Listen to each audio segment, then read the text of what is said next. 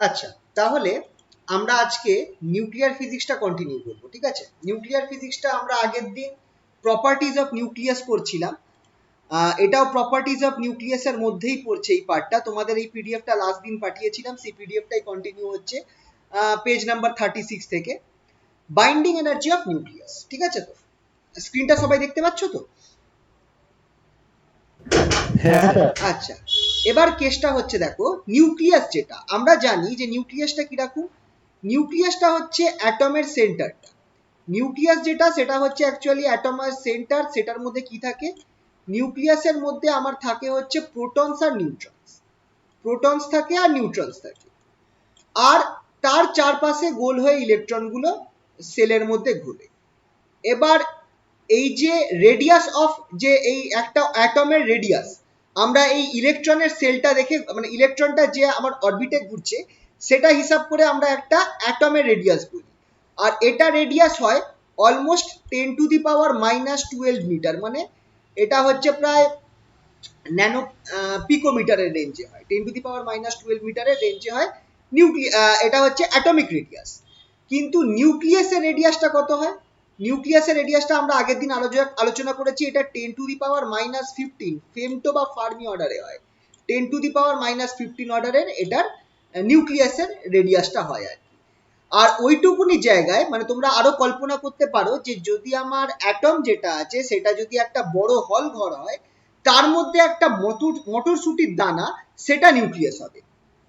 যদি অ্যাটমটা একটা বড় হল ঘর হয়, তাহলে তার মধ্যে থাকা একটা মটরশুটির দানা হবে নিউক্লিয়াস। এইটা হচ্ছে দুটোর সাইজ কম্প্যারিজন, 1000 গুণ ছোট। ওইটুকুনির মধ্যে আমার কি রয়েছে, যতগুলো একটা অ্যাটমে যতগুলো ইলেকট্রনস থাকে, জেড সংখ্যক ইলেকট্রনস থাকে, ততগুলোই প্রোটনস রয়েছে, আর প্রায় ততগুলোই নিউট্রনস রয়েছে। নর্মালি একটা অ্যাটমের মধ্যে যতগুলো প্রোটনস থাকে ততগুলোই নিউট্রনস থাকে, তাই তাদের অ্যাটমিক মাসটা অ্যাটমিক নাম্বারের নর্মালি ডবল হয়। অ্যাটমিক মাস যেটা আছে সেটা তার অ্যাটমিক নাম্বারের ডবল হয় প্রায়, বেশিরভাগ ক্ষেত্রে জেনারেল। তো খেয়াল, আর যদি তোমরা খেয়াল করে দেখো, একটা প্রোটনের মাস, প্রোটন বা নিউটনের মাস হচ্ছে এইটা 1.672 ইন্টু, এটা হচ্ছে প্রোটনের মাস, ইন্টু 10⁻⁻27 কেজি। মানে ইলেকট্রনের থেকে অনেকটাই ভারী, প্রায় 1000 গুণ ভারী হয় প্রোটনের মাস। ইলেকট্রনের, সেখানে ইলেকট্রনের, এটা হচ্ছে মাস অফ প্রোটন। নিউট্রনেরও প্রায় সেম হয়। ইলেকট্রনের মাস কত হয়?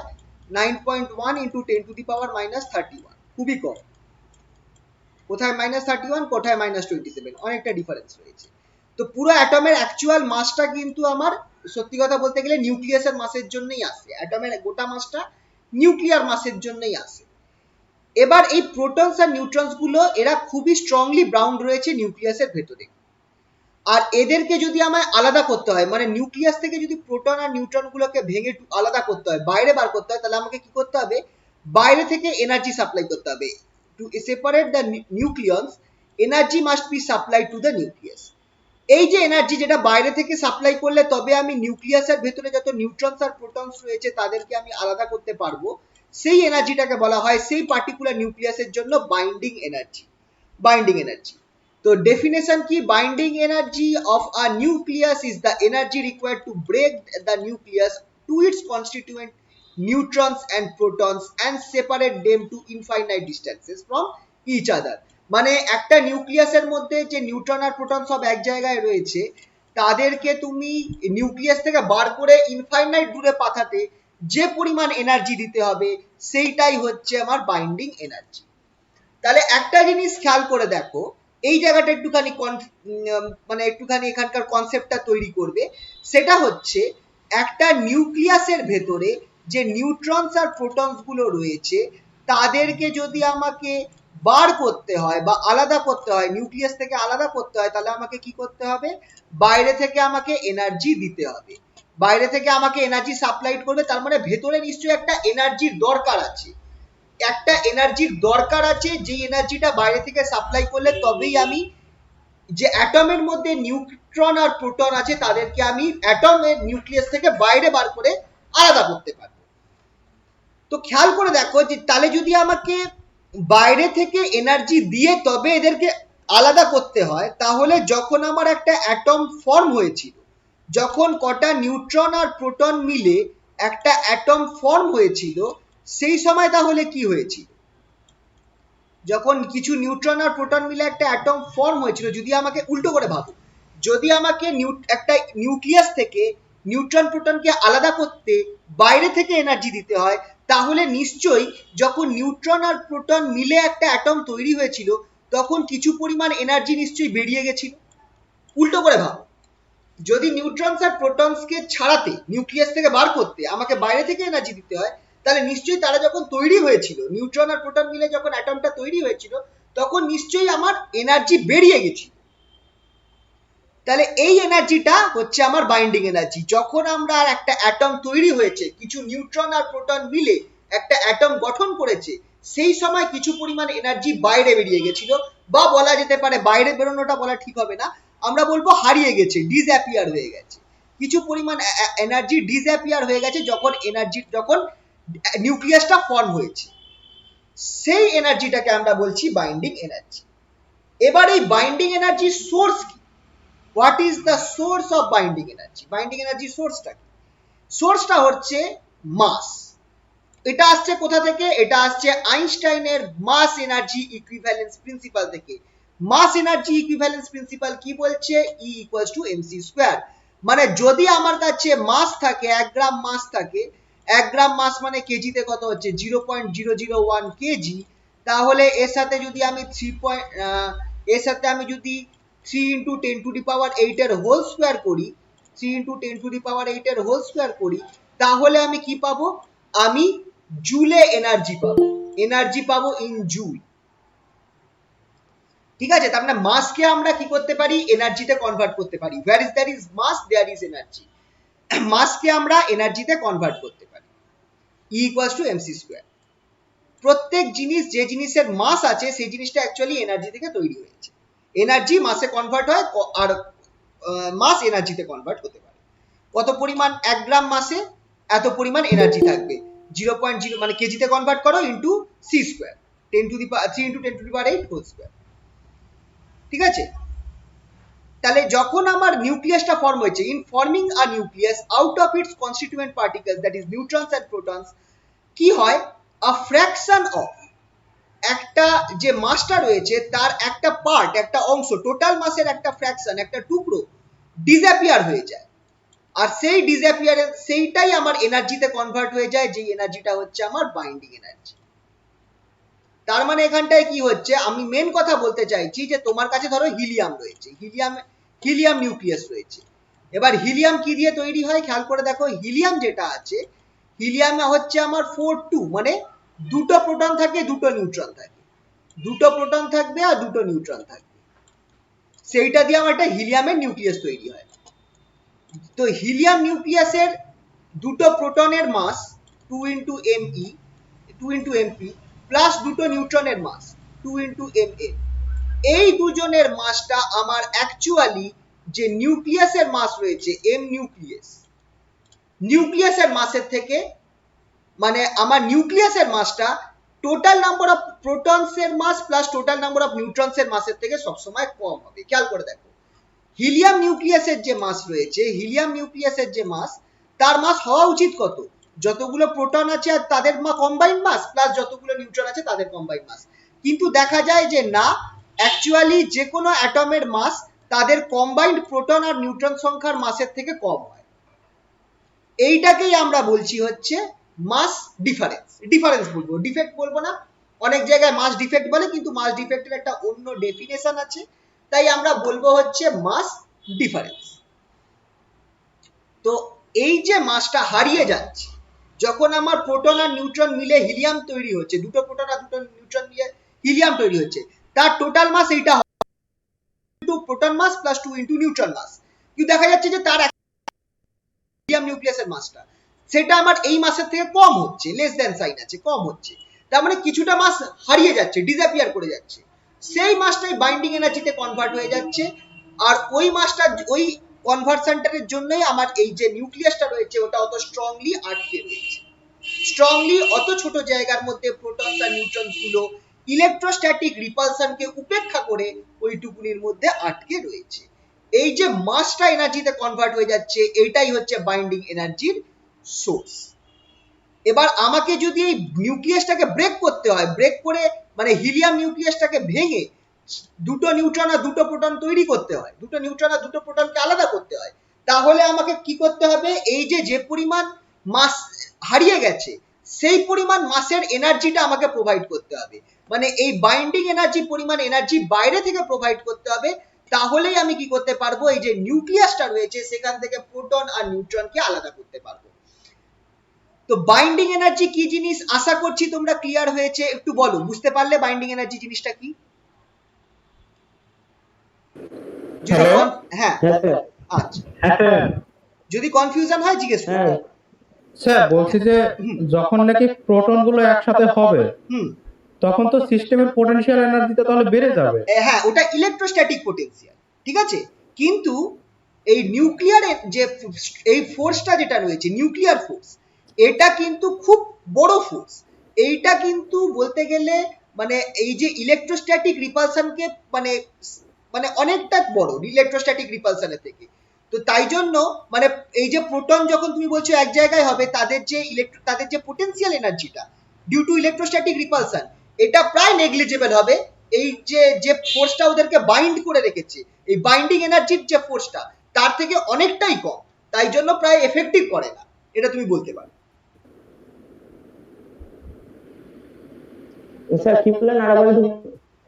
মানে তুমি বলতে চাইছো যে প্রোটন গুলো তো পজিটিভলি চার্জ, তাই তো?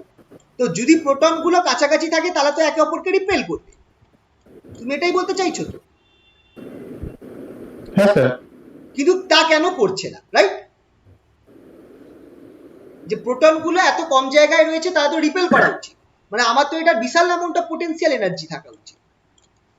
মানে তুমি একটা স্প্রিং কে কম্প্রেস করে রাখার মতো ব্যাপার আর কি, ঠিক কি না? তুমি জোর দিয়ে একটা স্প্রিং কে কম্প্রেস করে রেখেছো, সেরকম একটা ব্যাপার। দুটো প্রোটনকে বা অনেকগুলো প্রোটনকে তুমি চেপে রেখেছো একটা ছোট জায়গার মধ্যে, তাহলে বাইরে থেকে এনার্জি প্রোভাইড করতে হয়েছে এটা করার জন্য, ঠিক কি না? বাইরে থেকে এনার্জি প্রোভাইড করতে হয়েছে এই দুটোকে চেপে রাখার জন্য। এই এনার্জিটা, এই যে মাসটা কনভার্ট হয়ে যাচ্ছে না বাইন্ডিং এনার্জিতে, সেই এনার্জিটাই কিন্তু তোমার এই এটাকে কম্প্রেস করে রাখছে বা এই পোটেনশিয়াল এনার্জিটার হয়ে কাজ করছে, বুঝতে পারলে? তার মানে কি sir at the same time ওই প্রোটন দুটো নিজেদের একটু আবার আকর্ষণও করছে? আকর্ষণ করছে না, না, ওরা সবসময় বিকর্ষণই করবে। কিন্তু মানে কেসটা বলো, অ্যাকচুয়ালি কেসটা এরকম হয়, আমরা এই যে প্রোটনের এরম ভাবে ভাবো, প্রোটন আর নিউট্রনের যে আমরা মানে এই যে ইলেকট্রোস্ট্যাটিক রিপালশন আমরা পড়েছি তো, যে দুটো প্রোটন কাছে থাকলে কি হবে, দুটো প্রোটন একে অপরকে রিপেল করবে যেহেতু দুজনেই পজিটিভলি চার্জ, এটা আমরা পড়েছি তো। এইটা ইলেকট্রোস্ট্যাটিক ফোর্সের আন্ডারে পড়ে, এটাকে এটাকে অ্যাকচুয়ালি ইলেকট্রোম্যাগনেটিক ফোর্সের আন্ডারে পড়ে, ইলেকট্রোম্যাগনেটিক ফোর্স, ঠিক আছে। এই ব্যাপারটা ইলেকট্রোম্যাগনেটিক ফোর্সের আন্ডারে পড়ে। এবার নেচারে, পৃথিবীতে মানে পৃথিবী বলবো না, নেচারে 4 রকম ফোর্স আছে। এটা আই থিঙ্ক আগের দিন বলেছিলাম, 4 type of forces of nature. Just a minute.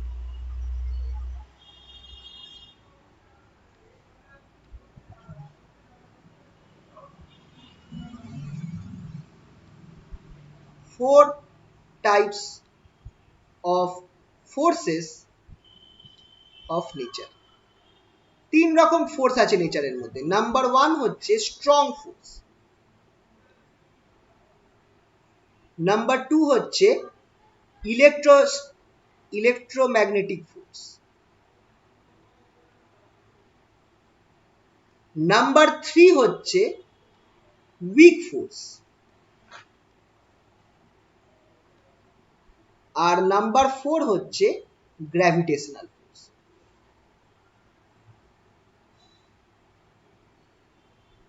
এবার আমরা এই যে প্রোটনের মধ্যে যে রিপেল যেটা করবে, যেটা তুমি বলছো, সেই জিনিসটা কার মধ্যে কাজ করছে বলতো? প্রোটনের মধ্যে রিপেলটা, এটা অ্যাকচুয়ালি ইলেকট্রোম্যাগনেটিক ফোর্সের আন্ডারে পড়ছে। ইভেন আমরা যে কোনো একটা বস্তুকে হাত দিয়ে তুলছি না, সেটাও কিন্তু একরকম বলতে পারো ইলেকট্রোম্যাগনেটিক ফোর্সের আন্ডারে পড়ছে। মানে বেশিরভাগ আমাদের চোখের সামনে যত আমরা ফোর্স দেখি তারা ইলেকট্রোম্যাগনেটিক, কারেন্টের ইয়ে হোক বা অন্য কোনো ম্যাগনেটিজম দিয়ে এনার্জি তৈরি করা হোক, ম্যাগনেটিক এফেক্ট দিয়ে, ফিল্ড দিয়ে, সব ইলেকট্রোম্যাগনেটিক ফোর্সের আন্ডারে বেশিরভাগই পড়ে যাচ্ছে আমাদের যা বেশিরভাগ লাইফে ফোর্স আছে। নিউক্লিয়ার ফেনোমেনা যেটা আছে,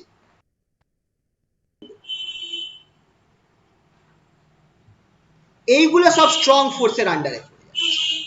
এইটা কিন্তু টোটালি ইলেকট্রোম্যাগনেটিক ফোর্সের থেকে আলাদা।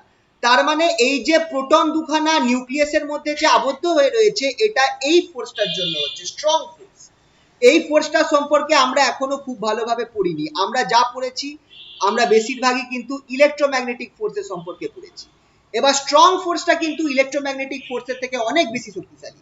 তাই জন্য এই যে দুটো প্রোটন, তাদের মধ্যে ইলেকট্রোস্ট্যাটিক রিপালশন কিন্তু আছে, কিন্তু তাদের এই যে নিউক্লিয়াসের যে বাইন্ডিং এনার্জি, সেই বাইন্ডিং এনার্জিটা সেই ইলেকট্রোম্যাগনেটিক ফোর্সটাকে ওভারকাম করে দিচ্ছে, সেই ফোর্সটাকে ওভারকাম করে দিচ্ছে। তার ফলে এই প্রোটনগুলো দুটো পজিটিভলি চার্জ হওয়ার পরও এত ছোট জায়গায় চেপে চুপে মানে বাধ্য হয়ে রয়েছে, বাউন্ড হয়ে রয়েছে। তো আমরা যে ইলেকট্রোস্ট্যাটিক এই যে পড়েছি যে দুটো চার্জ রিপেল করবে, এটা ইলেকট্রোস্ট্যাটিক ফোর্সের আন্ডারে, ইলেকট্রোম্যাগনেটিক ফোর্সের আন্ডারে। সেইগুলোর যদি কেস থাকতো তখন কিন্তু আমার মানে রিপালশন হতো, কিন্তু এইটা একটা টোটালি আলাদা রকম ফোর্স রয়েছে, যেটাকে আমরা বলি স্ট্রং ফোর্স, যার আন্ডারে এই বাইন্ডিং এনার্জিটা পড়ে যাচ্ছে। আর এইটার কারণেই আমার এই যে কি বলবো নিউক্লিয়ন্স গুলো, নিউট্রনস আর প্রোটনস গুলো সব ওই নিউক্লিয়াসের মধ্যে ওইভাবে আবদ্ধ হয়ে রয়েছে। এছাড়া আরো দু প্রকারের ফোর্স হয়। গ্র্যাভিটেশনাল ফোর্স তোমরা জানো, যেটা মাসের উপর হয়, যেখানেই মাস রয়েছে সেখানেই গ্র্যাভিটেশনাল ফোর্স রয়েছে। আর আরেকটা টাইপের ফোর্স যেটাতে আমার নিউক্লিয়ার ডিকে গুলোতে রিলেটেড থাকে, নিউক্লিয়ার ডিকে যা হয় সেটার মধ্যে যে টাইপের ফোর্স কাজ করে সেটা হচ্ছে উইক ফোর্স, আরেকটা টাইপের ফোর্স আছে। এবার এই যে চারটে ফান্ডামেন্টাল ফোর্স রয়েছে না, স্ট্রং ফোর্স সব থেকে শক্তিশালী, তার থেকে কম হচ্ছে ইলেকট্রোম্যাগনেটিক ফোর্স, তার থেকে কম হচ্ছে উইক ফোর্স, আর গ্র্যাভিটেশনাল ফোর্স হচ্ছে উইকেস্ট। গ্র্যাভিটেশনাল ফোর্স হচ্ছে উইকেস্ট ফোর্স, মানে উইক ফোর্সের থেকে কমজোর হচ্ছে গ্র্যাভিটেশনাল ফোর্স। কিন্তু যেহেতু মাস মানে যদি ছোট মাস ধরা হয় তাহলে গ্র্যাভিটেশনাল ফোর্স প্রায় নেগলিজেবল, কিন্তু গ্র্যাভিটেশনাল ফোর্সটা এত মানে যখনই মাস অনেক বেড়ে যাবে গ্র্যাভিটেশনাল ফোর্সটাও বেড়ে যাবে। কিন্তু এই চারটে ফোর্সের রেসপেক্টে গ্র্যাভিটেশনাল ফোর্সটা সব থেকে উইকেস্ট ফোর্স। বুঝতে পারলে তো? তো এইটা টোটালি একটা আলাদা ফোর্সের জন্য হচ্ছে, যেটা বাইন্ডিং এনার্জি কেসটা, যেটাকে আমরা বলি হচ্ছে স্ট্রং ফোর্স, যেটা নিউক্লিয়ার ফেনোমেনা বা এই বাইন্ডিং এনার্জির কেসগুলোকে মানে বোঝায় আর কি। এর ব্যাপারে আমরা এখন অবধি কিন্তু খুব ডিটেলসে পড়ি, কিন্তু এই টাইপের একটা ফোর্স এক্সিস্ট করে। অ্যাকচুয়ালি পরের দিকে গিয়ে আর আমরা ফোর্স বলবো না, ফোর্স কথাটা তুলে দেব, আর সেইটাকে আমরা বলবো ইন্টারঅ্যাকশন। কারণ ফোর্স যখন অ্যাপ্লাইড হচ্ছে কোনো পয়েন্টে, সেটা অ্যাকচুয়ালি দুটো পার্টিকেলের ইন্টারঅ্যাকশনের জন্য হচ্ছে। ফোর্স কথাটাই তখন চেঞ্জ হয়ে যাবে। ফোর্সটা হচ্ছে আর কি যখন দুটো পার্টিকেল ইন্টারঅ্যাক্ট করছে, তখনই আমরা বলছি যে ফোর্স অ্যাপ্লাইড হচ্ছে। তো ফোর্স কথাটা পরে উঠে যাবে, আর সেখান থেকে চলে আসবে ইন্টারঅ্যাকশন। ফোর্স অ্যাকচুয়ালি আমরা ক্লাসিক্যাল মেকানিক্সেই যা পড়ার পড়েছি, কিন্তু এখন আস্তে আস্তে ফোর্স জিনিসটা মানে আমরা কনসেপ্ট আরো হায়ার হয়ে যাবে। ফোর্স বলে কিছু থাকবে না, ফোর্স হচ্ছে দুটো পার্টিকেলের মধ্যে ইন্টারঅ্যাকশন, সেটার জন্য ক্রিয়েট হচ্ছে। বুঝতে পারলে তো? বলো এই অবধি কারোর কোনো অসুবিধা?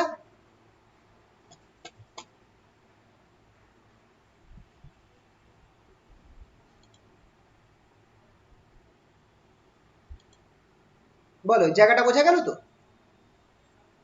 হ্যালো? হ্যাঁ স্যার, বোঝা গিয়েছে।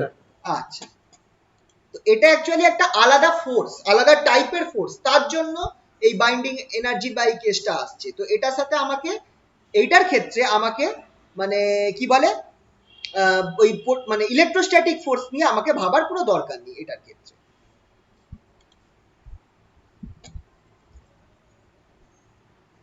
আচ্ছা 2 মিনিট একটু হ্যাং করছে।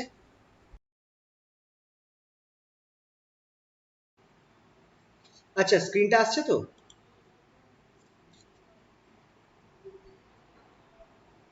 হ্যালো?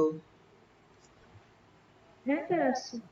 আচ্ছা তাহলে আগের দিন, হ্যাঁ হ্যালো হ্যালো, কথা শোনা যাচ্ছে তো?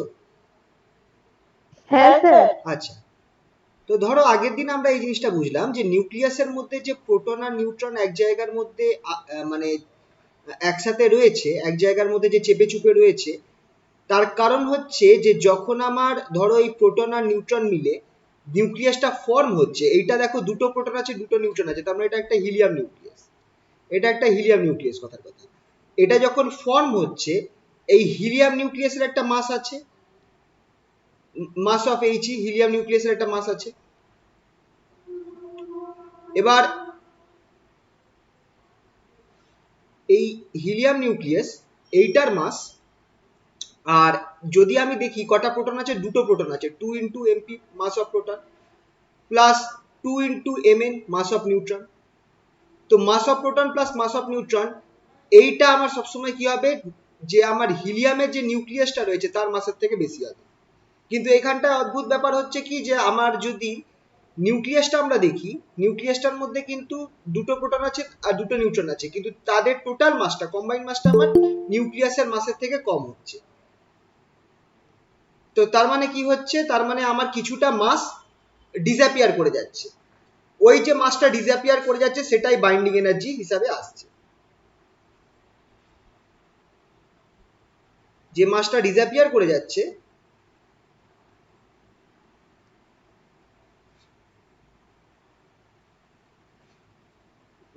এটাই আমার বাইন্ডিং এনার্জি হয়ে যাচ্ছে, appears as binding energy.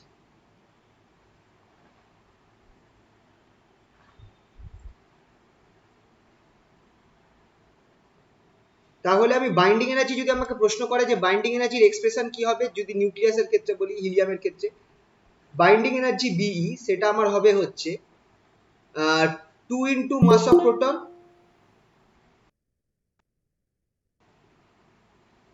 2 into mass of proton plus 2 into mass of neutron minus mass of then helium nucleus, এইটা ইন্টু সি স্কোয়ার, কারণ মাসের চেঞ্জের সাথে আমার সি স্কোয়ার গুণ করতে হবে, ঠিক আছে? তো এটা হচ্ছে binding energy for helium nucleus. এবার হিলিয়াম ছাড়া যদি অন্য কোনো অ্যাটম থাকে for a given atom, helium নিউক্লিয়াসের মধ্যে যদি ফর এনি আদার অ্যাটম যেটার অ্যাটমিক মাস হচ্ছে এ আর অ্যাটমিক নাম্বার হচ্ছে জেড, সেক্ষেত্রে আমার কটা, খেয়াল করো বাইন্ডিং এনার্জি কি হবে, বাইন্ডিং এনার্জির ফর্মুলা হচ্ছে কতগুলো এখানটায় প্রোটন সংখ্যা আছে, জেড সংখ্যক প্রোটন সংখ্যা আছে, মানে Z MP, Z number of protons, plus কতগুলো নিউট্রন আছে, M atomic number, mass number minus atomic number, এতগুলো নিউট্রন রয়েছে, এত into M A minus M nucleus, এইটা ইন্টু সি স্কোয়ার। এটা হচ্ছে আমার বাইন্ডিং এনার্জির এক্সপ্রেশন, ঠিক আছে? তো এটা হচ্ছে আমার বাইন্ডিং এনার্জির এক্সপ্রেশন। জেড হচ্ছে অ্যাটমিক নাম্বার, জেডটা হচ্ছে আমার অ্যাটমিক নাম্বার, আবার এটা হচ্ছে আমার নাম্বার অফ প্রোটনস, আর এ হচ্ছে এ মাইনাস জেড, সেটা হচ্ছে আমার এ নাম্বার অফ নিউট্রনস, ঠিক আছে? তাহলে এই যে উপরে যে আমি ফর্মুলাটা লিখলাম, এই ফর্মুলাটাই হচ্ছে আমার বাইন্ডিং এনার্জির ফর্মুলা, এইটা হচ্ছে আমার বাইন্ডিং এনার্জির ফর্মুলা। এবার তোমাদেরকে একটা জিনিস বলেছিলাম যে যদি আমার ইউনিফাইড অ্যাটমিক মাস ইউনিট দেওয়া থাকে, যদি আমার মাসটা যদি এএমইউতে দেওয়া থাকে অ্যাটমিক মাস ইউনিটে,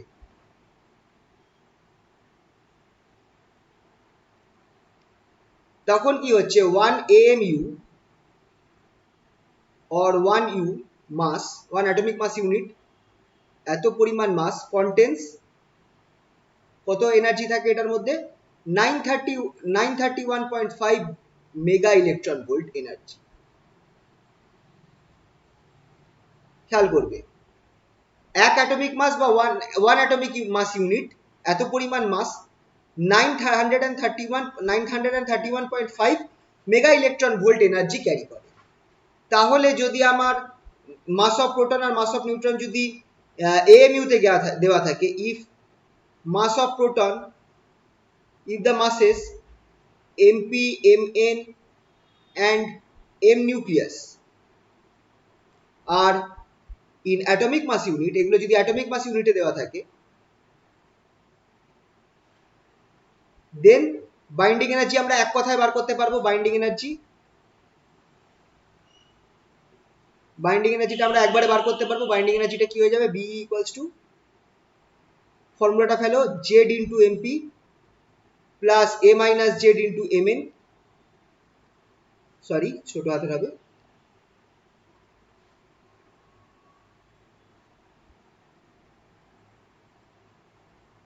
মাইনাস এম ইন্টু নিউক্লিয়াস। এইটার সাথে আমি ডাইরেক্ট গুণ করে দেবো 931.5 মেগা ইলেকট্রন ভোল্ট। তাহলে ডাইরেক্ট আমরা মেগা ইলেকট্রন ভোল্টে আমরা এনার্জি পেয়ে যাচ্ছি, যদি আমার অ্যাটমিক মাস ইউনিটটা মানে যদি আমার এই মাসগুলো অ্যাটমিক মাস ইউনিটে দেওয়া থাকে, তাহলে আমি ডাইরেক্ট এই ফর্মুলা পেলে বাইন্ডিং এনার্জি বার করতে পারবো। এই ফর্মুলাটা পেলে ডাইরেক্ট বাইন্ডিং এনার্জি বার করতে পারবো, ঠিক আছে। আর এই ফর্মুলা পেলে অঙ্ক আসে, খুব সিম্পল অঙ্ক আসে এই ফর্মুলাটা ইউজ করে,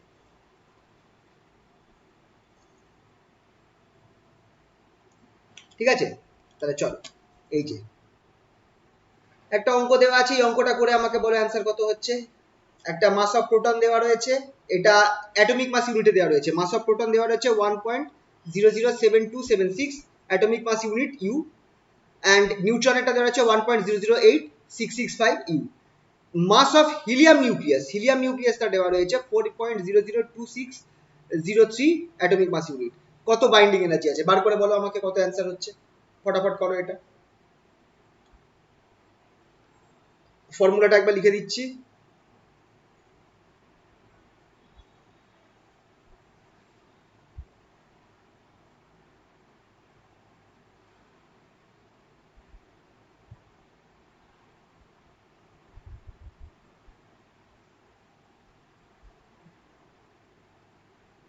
তো মেগা ইলেকট্রন ভোল্টে হিলিয়ামের এনার্জি বার করো, বাইন্ডিং এনার্জি বার করে বলো কত হচ্ছে।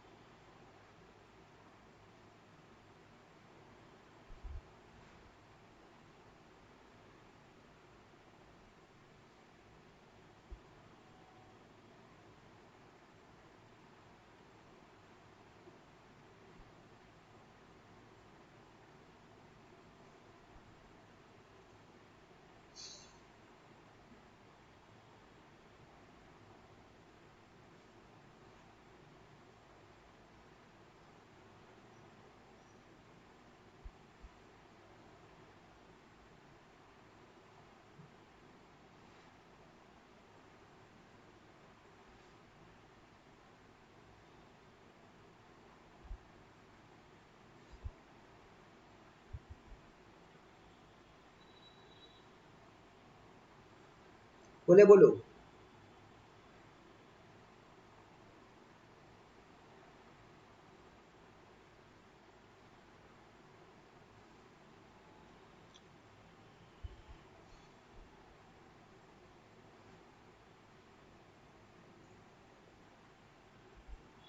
একটু আওয়াজ দিয়ে, তো কানেকশন আছে তো, হ্যালো, স্যার হ্যাঁ 27.27 27.16 আমার ক্ষেত্রে বেরিয়েছিল, হতে পারে ক্যালকুলেশন 27 মতো এমইভি বেরোবে, ঠিক আছে।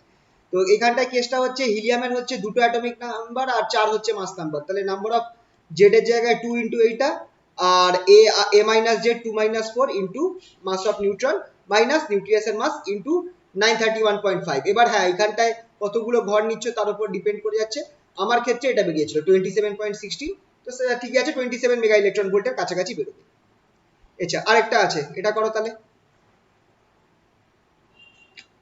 কি আছে দেখো, ইউরেনিয়ামের মাস দেওয়া রয়েছে, ইউরেনিয়াম 238 তার মাস। আচ্ছা, এখানে কার কার মাস আছে দেখো, হাইড্রোজেন অ্যাটমের মাস দেওয়া রয়েছে, নিউট্রনের মাস দেওয়া রয়েছে, আর একটা ইউরেনিয়ামের মাস দেওয়া রয়েছে, ইউরেনিয়াম অ্যাটমের মাস, এই তিনটে দেওয়া রয়েছে। আমাকে বাইন্ডিং এনার্জি অফ ইউরেনিয়াম চেয়েছে। আচ্ছা, এখানে কার মাসটা দেওয়া নেই যেটা আমার লাগবে বলো তো, প্রোটন প্রোটন। এবার তাহলে দেওয়া নেই, তাহলে কি করব, এনি আইডিয়া?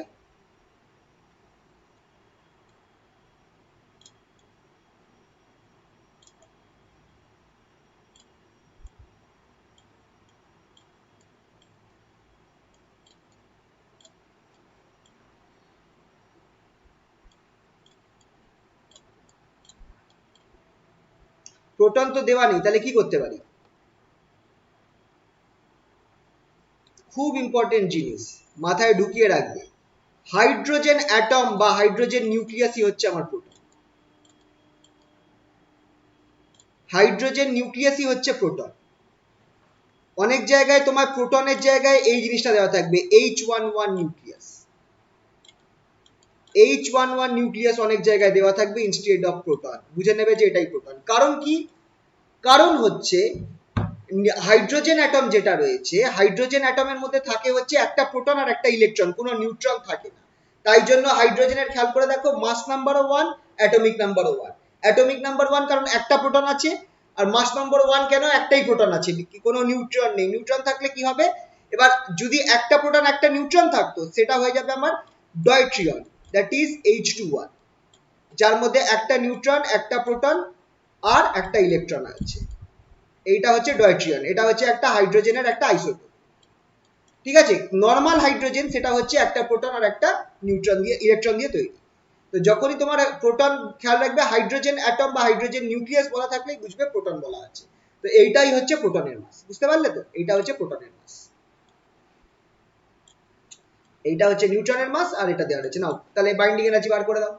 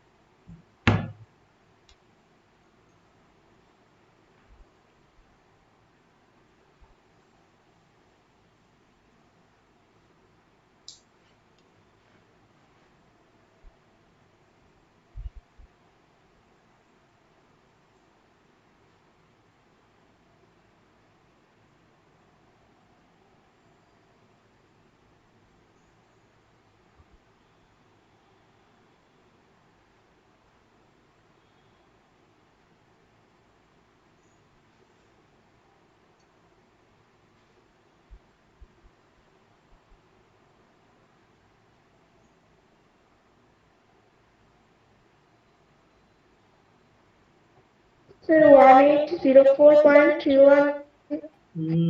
কত বললে? 1804, হ্যাঁ কাছাকাছি 1804, তারপর সামথিং থাকছে এমইভি। তো দেখো এখানটায় ইউরেনিয়াম আমি বার করে নিচ্ছি, জেড হচ্ছে 92 আর এ হচ্ছে 238। এবার হাইড্রোজেন অ্যাটমের মধ্যে একটা প্রোটন আর একটা ইলেকট্রন থাকে। ইলেকট্রনের মাসকে আমরা নেগলেক্ট করব, কারণ সেটা হচ্ছে আমার 2000 গুণ কম প্রোটনের থেকে। তাহলে মাস অফ দ্য প্রোটন সেটাই হচ্ছে mass of hydrogen atom, that is এইটা ধরে নেব। এবার বাইন্ডিং এনার্জির ফর্মুলা ফেললাম, ফেলে এইটা পেলাম, এই যে এরকমই এসেছে আশা করি 1804.5 সামথিং এমইভি। এবার এইটা কিছু আলাদা আসতে পারে, ক্যালকুলেশনের ব্যাপার হতে পারে, কোনটা এক ঘর পয়েন্ট কম বেশি নিলে, ঠিক আছে? না হলে এইটা আসতে পারে, ঠিক আছে? স্টার্ট পয়েন্টের আগের ঘরগুলো ঠিক হলেই ঠিক আছে, ঠিক আছে? এটা হলো আমার বাইন্ডিং এনার্জি, ঠিক আছে? সবার হলো আশা করি। আচ্ছা, মাস ডিফেক্ট। এবার অনেক সময় অনেক জায়গায় তোমরা দেখবে এই যে বাইন্ডিং এনার্জির ক্ষেত্রে আমরা বলেছিলাম না যে নিউট্রনের মাস আর প্রোটনের মাস, নিউট্রনের মাস টোটাল যতগুলো নিউট্রনের মাস, প্রোটনের মাস আছে আর টোটাল যতগুলো নিউট্রনের মাস আছে, এইটাকেই আমরা মাস ডিফেক্ট অনেক জায়গায় বলা আছে। নিউট্রনের মাস মাইনাস মাস অফ নিউক্লিয়াস, এই মাসের ডিফারেন্সটাকেই অনেক জায়গায় ডেল্টা এম বা মাস ডিফেক্ট বলে। কিন্তু নর্মালি এটাকে আমরা মাস ডিফেক্ট বলবো না, কারণ মাস ডিফেক্টের একটা আলাদা ডেফিনেশন আছে। এটাকে আমরা বলবো মাস ডিফারেন্স বা মাস ডিফারেন্স বলবো।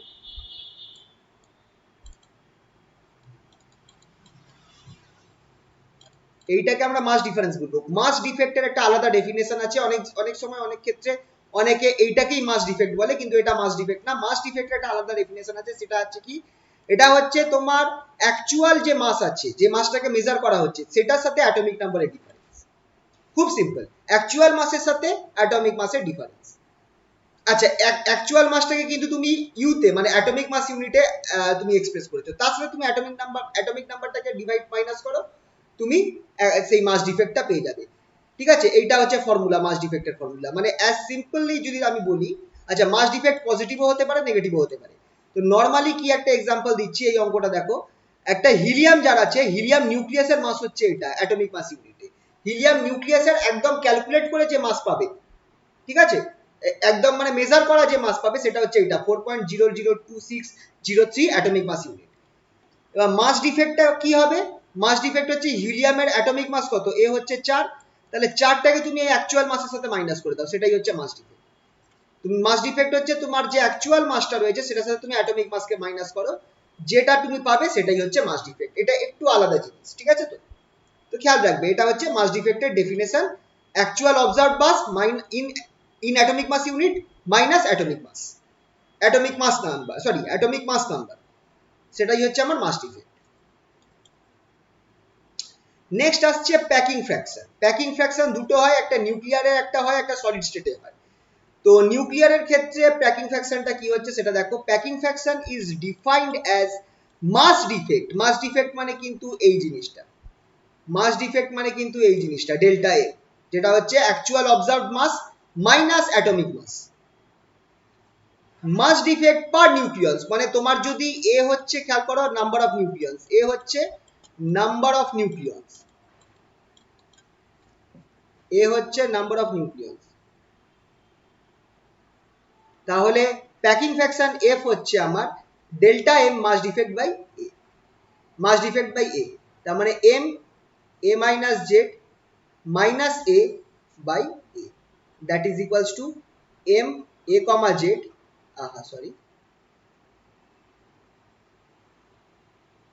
এ comma Z by A minus 1। তাহলে এখান থেকে আমরা, ঠিক আছে, এটা হচ্ছে আমার প্যাকিং ফ্র্যাকশনের formula. This is the mass defect of an atom is divided by its mass number. এই দেখো প্যাকিং ফ্র্যাকশনের formula, mass defect by mass number A. তাহলে মাস ডিফেক্টটা কি, actual mass minus atomic mass, সেটার সাথে তুমি অ্যাটমিক মাস দিয়ে ভাগ করছো, তাহলে হয়ে গেল এটা F equals to MAZ, MAZ হচ্ছে mass of the actual atom by A minus 1। এখান থেকে mass of the actual atom আমি বার করতে পারি 1 plus mass defect, 1 plus packing fraction into mass number, 1 plus packing fraction into mass number, এটা হচ্ছে actual মাসের ফর্মুলা। ঠিক আছে, এটা ছিল মাস ডিফেক্ট আর প্যাকিং ফ্র্যাকশন। আচ্ছা নেক্সট যেটা আছে, খুব important topic, binding energy per nucleus. Binding energy per nucleus. এবার দেখো আমরা যে বাইন্ডিং এনার্জি বার করেছিলাম বিই, বাইন্ডিং এনার্জি, সেটাকে আমরা কি দিয়ে রিপ্রেজেন্ট করি, সেটাকে আমরা ইবি দিয়ে রিপ্রেজেন্ট করি, নরমালি সেটাকে ইবি দিয়ে রিপ্রেজেন্ট করি। এবার এ সংখ্যক যদি নিউক্লিয়াস থাকে তাহলে বাইন্ডিং এনার্জি পার নিউক্লিয়াস হবে FB equals to EB by, মানে binding energy by number of nucleus বা মাস নাম্বার। মাস নাম্বার হচ্ছে নাম্বার অফ নিউক্লিয়াস, খেয়াল রাখবে, মাস নাম্বার হচ্ছে নাম্বার অফ নিউক্লিয়াস। তাহলে পার নিউক্লিয়ন কত বাইন্ডিং এনার্জি আছে, সেটা হচ্ছে binding energy by total number of nucleons, that is EB by A, binding energy by mass number. তো কি হচ্ছে, it is the ratio of binding energy to mass number, binding energy per nucleons. এটা কি measure করে, it use to measure the relative stability of different nuclei. এই binding energy per nucleon একটা nucleus কতটা stable থাকবে, stable, দেখো সব nucleus কিন্তু ডিসইন্টিগ্রেট করে যায়, যার স্টেবিলিটি বেশি সে তাড়াতাড়ি ডিসইন্টিগ্রেট করবে না। রেডিও অ্যাক্টিভিটি মানে কি, রেডিও অ্যাক্টিভিটি মানে হচ্ছে একটা নিউক্লিয়াস রয়েছে, ধরো ইউরেনিয়াম, এটা কি করবে, কিছু পরিমাণ আলফা বিটা পার্টিকেল, কিছু পার্টিকেল প্রোটন নিউট্রন ছেড়ে দিয়ে অন্য একটা এলিমেন্টে কনভার্ট হয়ে যাবে। তো এইটাকে বলা হয় রেডিও অ্যাক্টিভ ডিসইন্টিগ্রেশন। খেয়াল রাখবে, ইউরেনিয়ামের মতো অ্যাটম কি করবে, কিছু তার মধ্যে থেকে কিছু প্রোটন আর নিউট্রন বাইরে বার করে দিয়ে অন্য একটা এলিমেন্টে কনভার্ট হয়ে যাবে, এই জিনিসটাকে বলা হয় রেডিও অ্যাক্টিভ ডিসইন্টিগ্রেশন। তো এইটা এবার যার স্টেবিলিটি বেশি থাকবে সেটা ডিকে কম করবে, তার ডিকেটা কম হবে, যার স্টেবিলিটি বেশি তার ডিকে কম। মোর দা, আর যার এই বাইন্ডিং এনার্জি পার নিউক্লিয়ন্স এই ভ্যালুটা যত বেশি হবে সে তত বেশি স্টেবল থাকবে, more the value of FB more will be the stability. ঠিক আছে, তো খেয়াল রাখবে এটা। আরেকবার বলছি, ভালো করে মাথায় ঢুকিয়ে নাও, যে যখন আমাদের কি হচ্ছে, যে কোনো একটা নিউক্লিয়াস রয়েছে, ধরো ইউরেনিয়াম নিউক্লিয়াস রয়েছে, ওর মধ্যে তো অনেকগুলো নিউট্রন প্রোটন রয়েছে, ও কি করবে কিছু পরিমাণ নিউট্রন আর প্রোটনকে হয়তো বাইরে বার করে দেবে, কিছু নিউট্রন আর প্রোটনকে বাইরে বার করে দেবে। বার করে দেওয়ার ফলে সেটা কি আর ইউরেনিয়াম থাকবে, কারণ তার মাস নাম্বার চেঞ্জ হয়ে গেল, মাস নাম্বার চেঞ্জ হয়ে গেল, অ্যাটমিক নাম্বারও সে চেঞ্জ হয়ে গেল প্রোটন বার করে দিয়েছে বলে। তাহলে সে একটা অন্য কোনো কম্পাউন্ডে কনভার্ট হয়ে যাবে, অন্য কোনো ইউরেনিয়াম থেকে ধরো অন্য কিছুতে কনভার্ট হয়ে গেল, থোরিয়াম বা অন্য কিছুতে কনভার্ট হয়ে গেল। এই ঘটনাটাকে বলা হয় রেডিও অ্যাক্টিভ, মানে এখানটায় আমার এলিমেন্টটাই পাল্টে গেল। এটা কিন্তু কোনো কেমিক্যাল রিয়াকশন হচ্ছে না, নিউক্লিয়ার রিয়াকশন হয়েছে, এলিমেন্টটাই চেঞ্জ হয়ে গেছে। ঠিক আছে, ইউরেনিয়াম ছিল সেটা একটা অন্য এলিমেন্ট হয়ে গেছে, change of the element itself.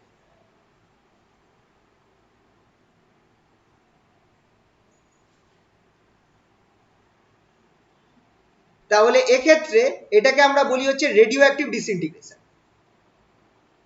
Disintegration, যে একটা এলিমেন্ট অন্য একটা এলিমেন্টে চেঞ্জ হয়ে যাচ্ছে, তার মধ্যে থেকে তার নিউক্লিয়াস থেকে কিছু পরিমাণ নিউট্রনস বা প্রোটনসকে বাইরে বার করে দিয়ে। ঠিক আছে, এবার তোমার কাছে অনেকগুলো একটা স্যাম্পল আছে, ধরো কোনো একটা রেডিও, তার মধ্যে থেকে কিছু পরিমাণ অ্যাটম ডিকে করবে, সবাই ডিকে করবে না, কিছু পরিমাণ অ্যাটম ডিকে করবে। আর এই যে ডিকে করছে মানে ধরো এখানটায় আমার ইউরেনিয়াম আছে, এখানটায় আমার অন্য একটা এলিমেন্ট তৈরি হচ্ছে, আস্তে আস্তে স্যাম্পলের মধ্যে অন্য একটা এলিমেন্ট তৈরি হচ্ছে, কারণ কিছু কিছু অ্যাটম ডিকে করে যাচ্ছে। এই যে ডিকে করছে এটা একই জায়গায় হবে তা নয়, কিন্তু এটা ছড়িয়ে ছিটিয়েও হতে পারে, ছোট ছোট টুকরোতে ছড়িয়ে ছিটিয়েও এটা হতে পারে। এইখানটা একটুখানি হলো, এখানটা একটুখানি হলো, এখানটা একটুখানি হলো, আলাদা আলাদা জায়গায় এরকম ভাবে অ্যাকচুয়াল স্যাম্পলের মধ্যে জায়গায় জায়গায় ডিকে হচ্ছে। এবার এই ডিকেটা হতে একটা পার্টিকুলার টাইম লাগবে। ঠিক আছে, তো এবার যার স্টেবিলিটি বেশি তার ডিকে হয়তো কম হবে বা হয়তো হবেই না। কিছু কিছু এমন এলিমেন্টসও আছে যাদের ডিকে হয় না, তাদের স্টেবিলিটি অনেক বেশি। যা নর্মালি অনেক এলিমেন্টসই আছে যারা রেডিও অ্যাক্টিভ নয়, তাদের ডিকে হয় না, কিন্তু অনেক এলিমেন্টস রয়েছে সেগুলোর স্টেবিলিটি বেশি হবে। যেমন ধরো আমরা হাইড্রোজেন, আমরা এটাকেই কেন হাইড্রোজেন বলি, এইটাকে হাইড্রোজেন, নর্মাল হাইড্রোজেন আমরা এটাকে কেন বলি, এইটাকে কেন আমরা এইগুলোকে কেন হাইড্রোজেন বলি না, কিন্তু এইগুলো তো হাইড্রোজেনের মধ্যেই হচ্ছে। বা কার্বনের অনেক প্রকার আছে, আমার কার্বন হচ্ছে C6H12, C612 একটা কার্বন আছে, C613 একটা কার্বন আছে, C614 একটা কার্বন আছে। কিন্তু এখন যখন আমরা কার্বনকে বলি নর্মাল কার্বন, তখন আমরা এই C612টাকে, মানে যার অ্যাটমিক নাম্বার হচ্ছে 6 আর মাস নাম্বার হচ্ছে 12, এটাকেই আমরা নর্মাল কার্বন বলি। কেন? কারণ অ্যাবান্ডেন্সে নেচারের মধ্যে এটাই বেশি পাওয়া যায়, এইগুলো পাওয়া যায় না, এইগুলো পাওয়া যায় না বেশি, এইটাই বেশি পাওয়া যায়। সিমিলারলি হাইড্রোজেনের মধ্যে এটাই বেশি পাওয়া যায়, এইগুলো অত বেশি পাওয়া যায় না নেচারে। এবার এইগুলো কেন পাওয়া যায়, এইগুলো বেশি পাওয়া যায় না কেন, বাকিগুলো বেশি পাওয়া যায় না কেন? তার কারণ হচ্ছে এই কম্পাউন্ড গুলো বেশি স্টেবল রয়েছে, এরা তাড়াতাড়ি ভাঙবে না, বা এরা ভাঙবেই না, ডিকেই করবে না, এরা থেকে যাবে। কিন্তু এই এলিমেন্ট যেগুলো রয়েছে, এই যেমন হাইড্রোজেন, এইটা যেটা রয়েছে, এটার কি করবে, এটা একটা নিউট্রনকে বার করে দিয়ে, এটা একটা নিউট্রনকে বার করে দিয়ে চেষ্টা করবে নর্মাল হাইড্রোজেনে কনভার্ট হয়ে যাওয়া। কথার কথা বলছি। তো এরকম আমি একটা এক্সাম্পল দিলাম যে হয়তো সে একটা নিউট্রন এক্সেস নিউট্রনটা বার করে দিল, বার করে দিয়ে সে নর্মাল হাইড্রোজেন, মানে এটা ডিকে পড়ে যাবে, এটা কিন্তু থাকবে না। কথার কথা বলছি যে এটা এই রিঅ্যাকশনটা নাও হতে পারে, আমি এখানটা জাস্ট একটা এক্সাম্পল দিলাম যে এইটা কিন্তু ডিকে করে যাবে to normal hydrogen or any other element, এটা কিন্তু থাকবে না। তাই জন্য নেচারে বাকি এই সব আইসোটোপসকে পাওয়া যায় না, যেগুলো যে পার্টিকুলার আইসোটোপসকে পাওয়া যায় ওইগুলোকেই আমরা স্ট্যান্ডার্ড ধরি। যেমন হাইড্রোজেনের ক্ষেত্রে H11টা আমার স্ট্যান্ডার্ড, যেমন হিলিয়ামের মধ্যে আমরা কোনটাকে স্ট্যান্ডার্ড হিলিয়াম ধরি, এইটাকে আমরা স্ট্যান্ডার্ড হিলিয়াম ধরি, কারণ এটাই পাওয়া যায়। এছাড়া এটাও একরকম হিলিয়াম হয়, এটাও হিলিয়ামের একটা আইসোটোপ।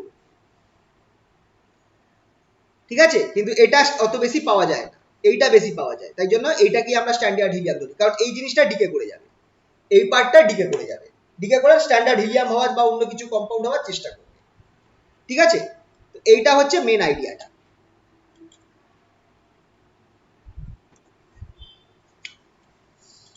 তো এবার আচ্ছা, এইখানটা একটা ছোট্ট প্রশ্ন আছে, এই কারণে দেখো এই প্রশ্নটা দেখো, বাইন্ডিং এনার্জি অফ ডয়টেরন, ডয়টেরন মনে হচ্ছে হাইড্রোজেনের এই আইসোটোপটাকে ডয়টেরন বলে। H21 মানে যার মধ্যে একটা প্রোটন আছে আর একটা নিউট্রন আছে, তার বাইন্ডিং এনার্জি দিয়ে দিয়েছে কত, 2.25 মেগা ইলেকট্রন ভোল্ট। আর টাইট্রিয়াম যেটা আছে, যেটা হচ্ছে আমার H31, মানে এর মধ্যে দুটো নিউট্রন থাকে একটা প্রোটন থাকে, এই হাইড্রোজেনের দুটো নিউট্রন থাকে একটা প্রোটন থাকে, তার কি দেওয়া রয়েছে, বাইন্ডিং এনার্জি দিয়ে দিয়েছে এটা 7.718। আমার কোনটা বেশি স্টেবল জিজ্ঞেস করেছে, কম্পেয়ার দ্য স্টেবিলিটি, মানে কোনটা বেশি স্টেবল সেটা আমাকে জিজ্ঞেস করেছে। তো কি করে আমরা স্টেবিলিটি চেক করব?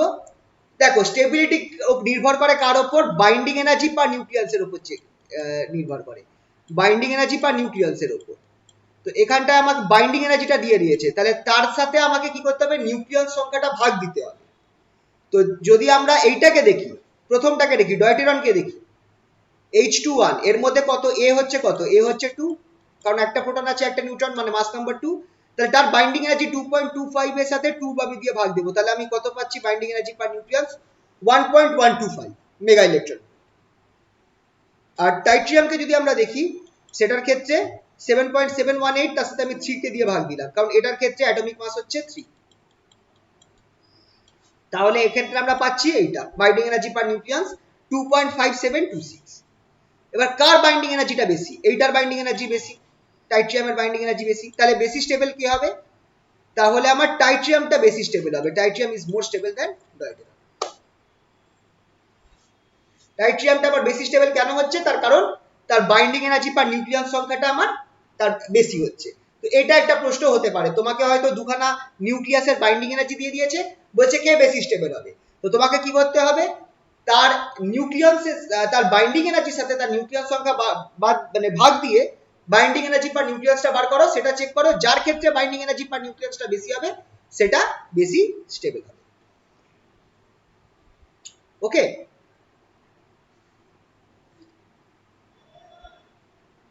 আচ্ছা আচ্ছা, তাহলে নেক্সট আসছি, খুব ইম্পর্টেন্ট টপিক, এইটা পরীক্ষায় আসে, এটা পরীক্ষায় আসে 2020-21 এসেছিল, 2020-21 মানে 4th সেমিস্টারে এটা এসেছিল সম্ভবত। Binding energy curve, binding energy curve আঁকতে হবে, একে সেই কার্ভের ফিচার্স গুলো বলতে হবে।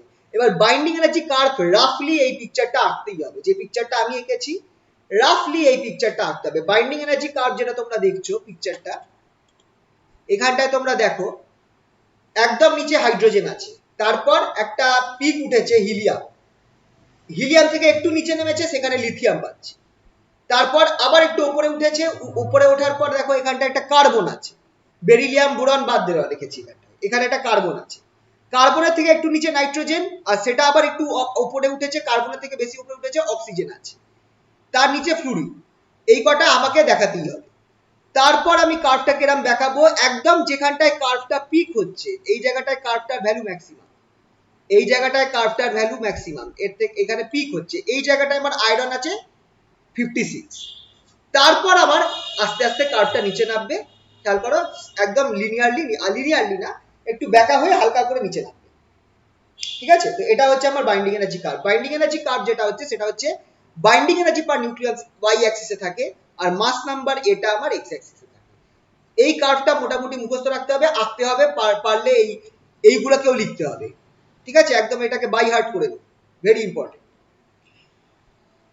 তো এবার এইটা লেখার পর এর ফিচার্স কি কি সেটাও তোমাকে একটুখানি মেনশন করতে হবে। তো ফিচার্স গুলো আমার এখানটায় লেখা রয়েছে, প্রথমে কি বলছে, মানে বাইন্ডিং এনার্জি কার্ভটা দেখে তোমরা কি বুঝতে পারছো সেইটা তোমাদেরকে লিখতে হবে। দেখো binding energy per nucleus FB, সেটা হচ্ছে small for very light nuclei and increases rapidly with a.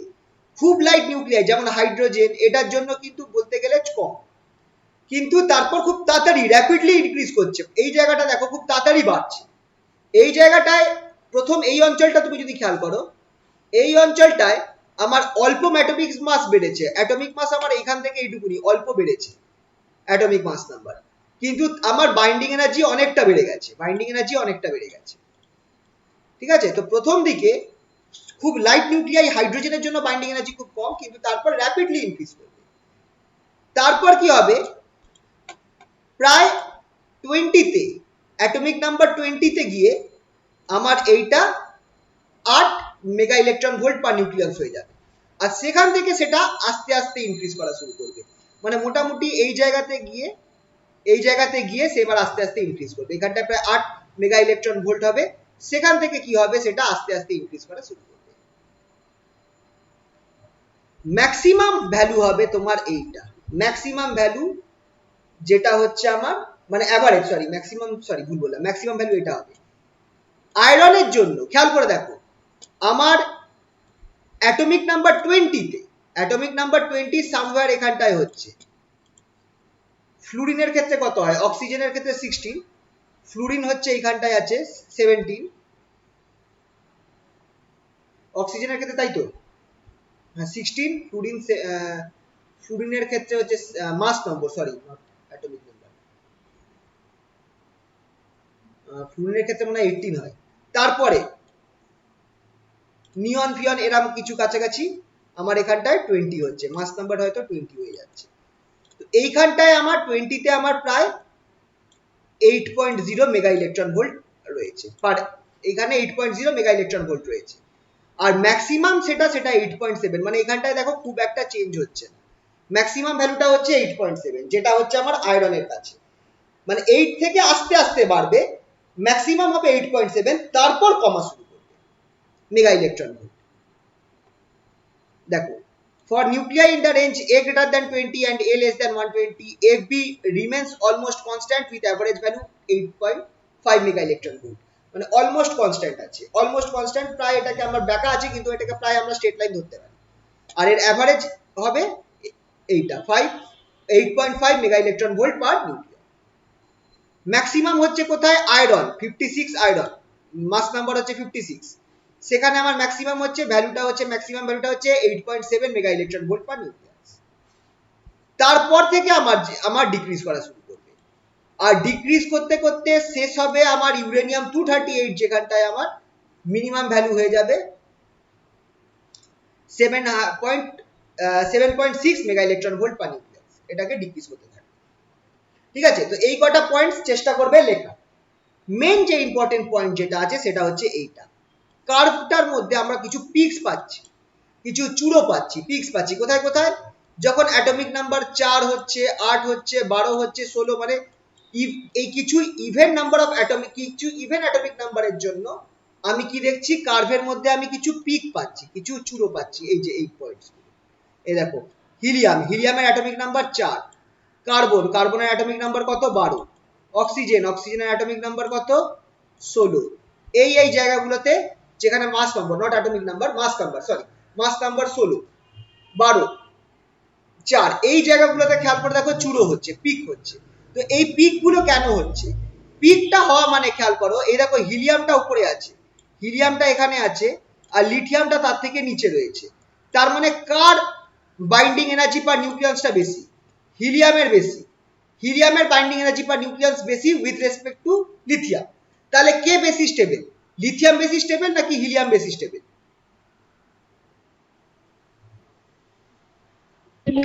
Helium বেশি স্টেবল। একই রকম ভাবে তোমরা এখানটায় দেখো, কার্বন, নাইট্রোজেন, অক্সিজেন, এখানে কার্বন হচ্ছে, এখানে নাইট্রোজেন হচ্ছে, এখানে অক্সিজেন হচ্ছে।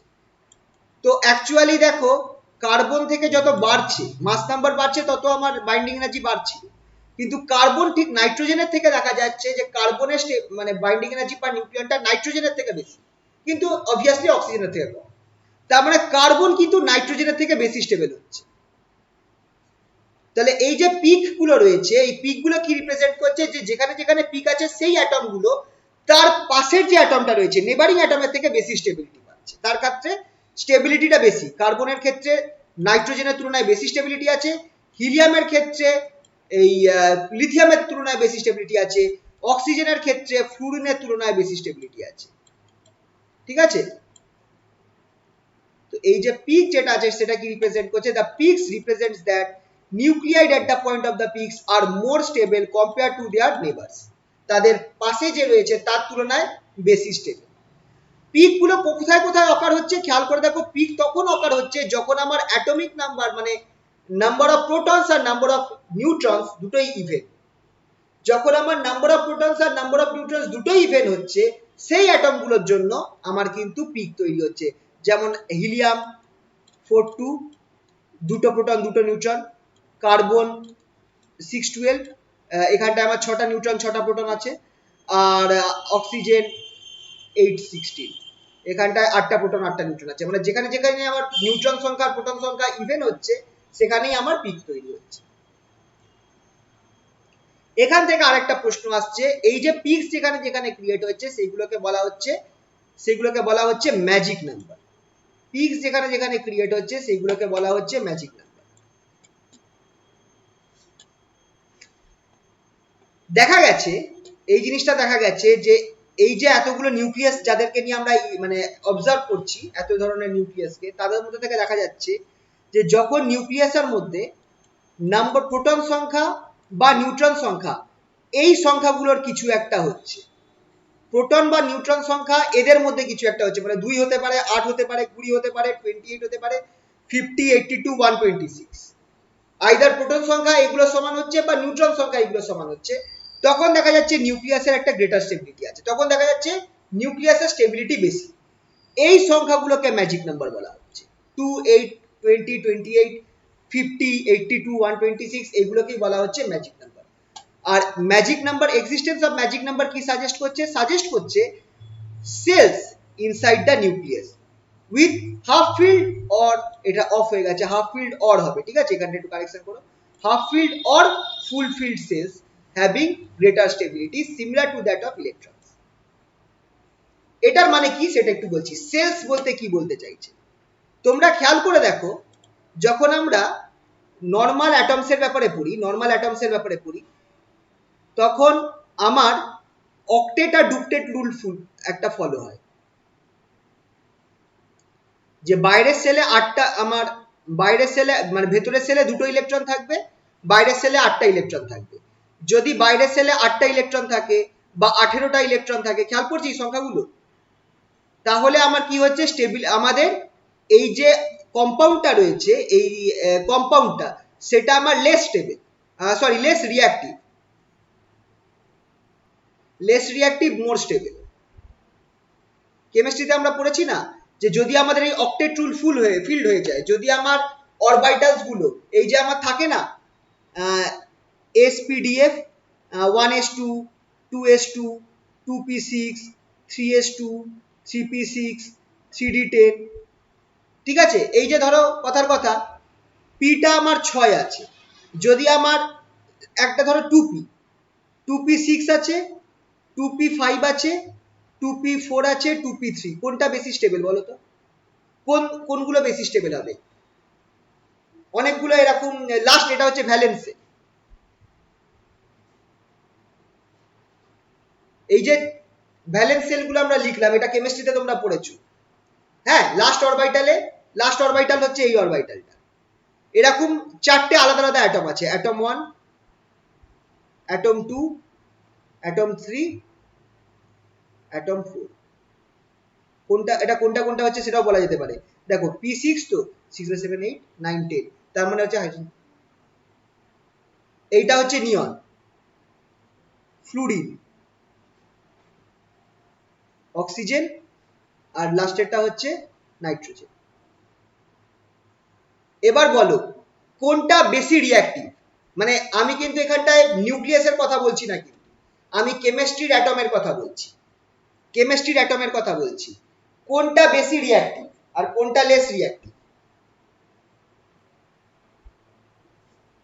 খেয়াল করবে যাদের ক্ষেত্রে আমার অরবিটালটা, খেয়াল করে দেখো অরবিটালটা ফিল্ড বা হাফ ফিল্ড থাকছে, যেমন পিতে আমার ম্যাক্সিমাম কটা ইলেকট্রন ধরতে পারে, 6টা ইলেকট্রন ধরতে পারে, আর তার হাফ হচ্ছে হাফ ফিল্ড সেল, মানে 3টে ইলেকট্রন ধরতে পারে, এরা আমার বেশি স্টেবল হবে, মানে সব থেকে কম রিঅ্যাক্টিভ হবে।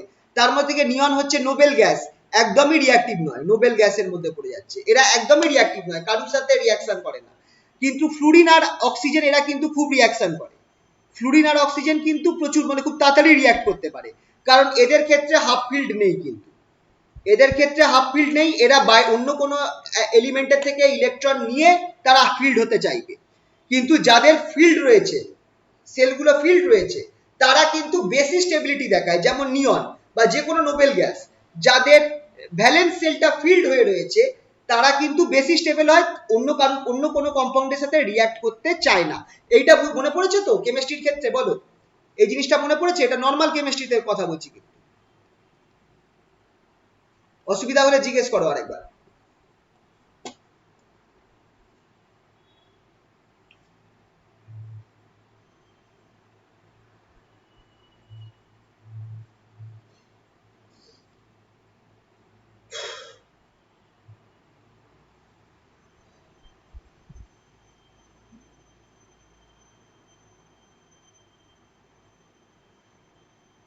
তাহলে এই যে ভ্যালেন্স সেলের যে থিওরিটা রয়েছে, যে তাহলে এখান থেকে আমরা এই আইডিয়াতে আমরা এখানটায় যেমন দেখছি যে ইলেকট্রন গুলো কোন ঘর কতগুলো মানে ফিল্ড রয়েছে, একটা অ্যাটমের একটা সেলে ইলেকট্রন গুলো কতগুলো রয়েছে, মানে আমার এই অরবিটালটা ফিল্ড কি ফিল্ড নয়, সেই অনুযায়ী মানে ইলেকট্রনের সংখ্যা অনুযায়ী যদি আমার স্টেবিলিটি, আমার এই অ্যাটমের স্টেবিলিটি থাকতে পারে, তাহলে নিউক্লিয়াসের মধ্যে, নিউক্লিয়াসের ভেতরে যে দেখানো যাচ্ছে, নিউক্লিয়াসের ভেতরে দেখা যাচ্ছে কি প্রোটন সংখ্যা যখন 2 হচ্ছে বা নিউট্রন সংখ্যা 2 হচ্ছে তখন আমার স্টেবিলিটি বেশি, বা প্রোটন সংখ্যা যখন 4, নিউট্রন সংখ্যা 4 তো না, কত ছিল, 2 8 ছিল, 2 ম্যাজিক নাম্বার 8, তখন স্টেবিলিটি বেশি। এই সংখ্যাগুলোর জন্য স্টেবিলিটি বেশি হচ্ছে, তার মানে নিশ্চয়ই নিউক্লিয়াসের ভেতরেও এরকম কোনো অরবিট টাইপের ব্যাপার আছে, কোনো এরকম সেল টাইপের ব্যাপার আছে যার মধ্যে প্রোটনস আর নিউট্রনস গুলো ঘুরছে। এটাকে একটা অ্যানালজি দিয়ে ভেবেছে, এটাকে বলা হয় সেল মডেল।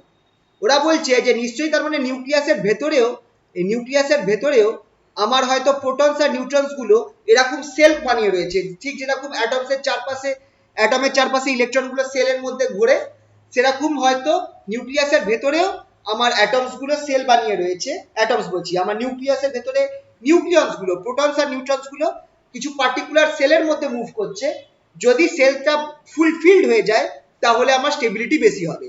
ঠিক যেমন এই নোবেল গ্যাস হয় কেমিস্ট্রিতে, বা এই নোবেল গ্যাস হয়, ঠিক সেরকম যদি আমার এই সেলগুলো ফিল্ড হয়ে যায় তাহলে আমার কি হবে, স্টেবিলিটি বেশি থাকবে।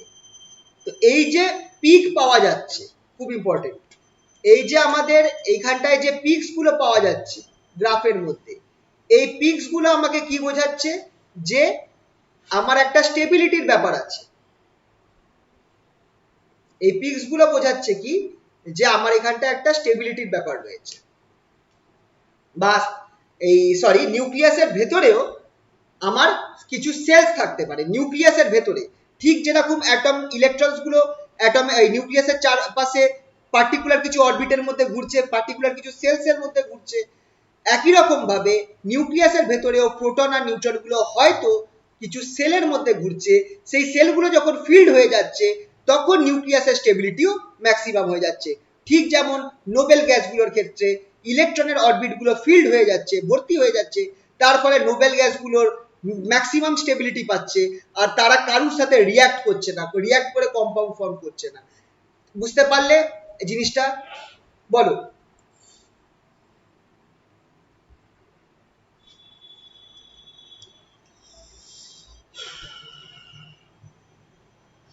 যেটা বললাম এখানটায় পুরো কেসটা লেখা রয়েছে।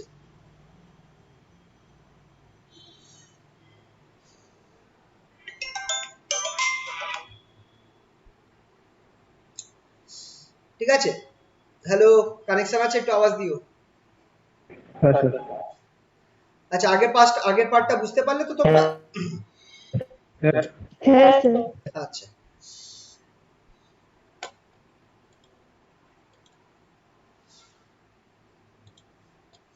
আচ্ছা, একটু 2 মিনিট আসছি, জল খেয়ে আসছি।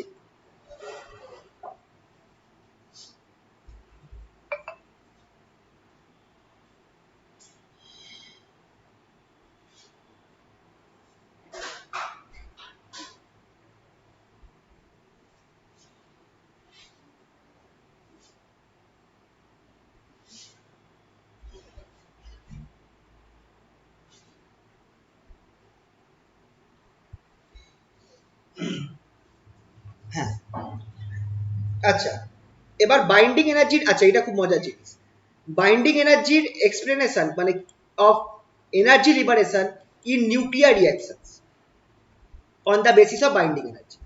ঠিক আছে, আচ্ছা, এইটা আমি একটুখানি তোমাদের ছবি এঁকে এখানে লেখাটা রয়েছে, লেখাটা তোমরা দেখে নিও। আমি এখানটায় জিনিসটাকে বুঝিয়ে দিচ্ছি যে কিভাবে এটা হচ্ছে, খুবই ইম্পর্টেন্ট একটা আইডিয়া। আচ্ছা, বাইন্ডিং এনার্জি কার্ভটাকে আমি রাফলি আঁকবো, বাইন্ডিং এনার্জি কার্ভটাকে রাফলি আঁকবো।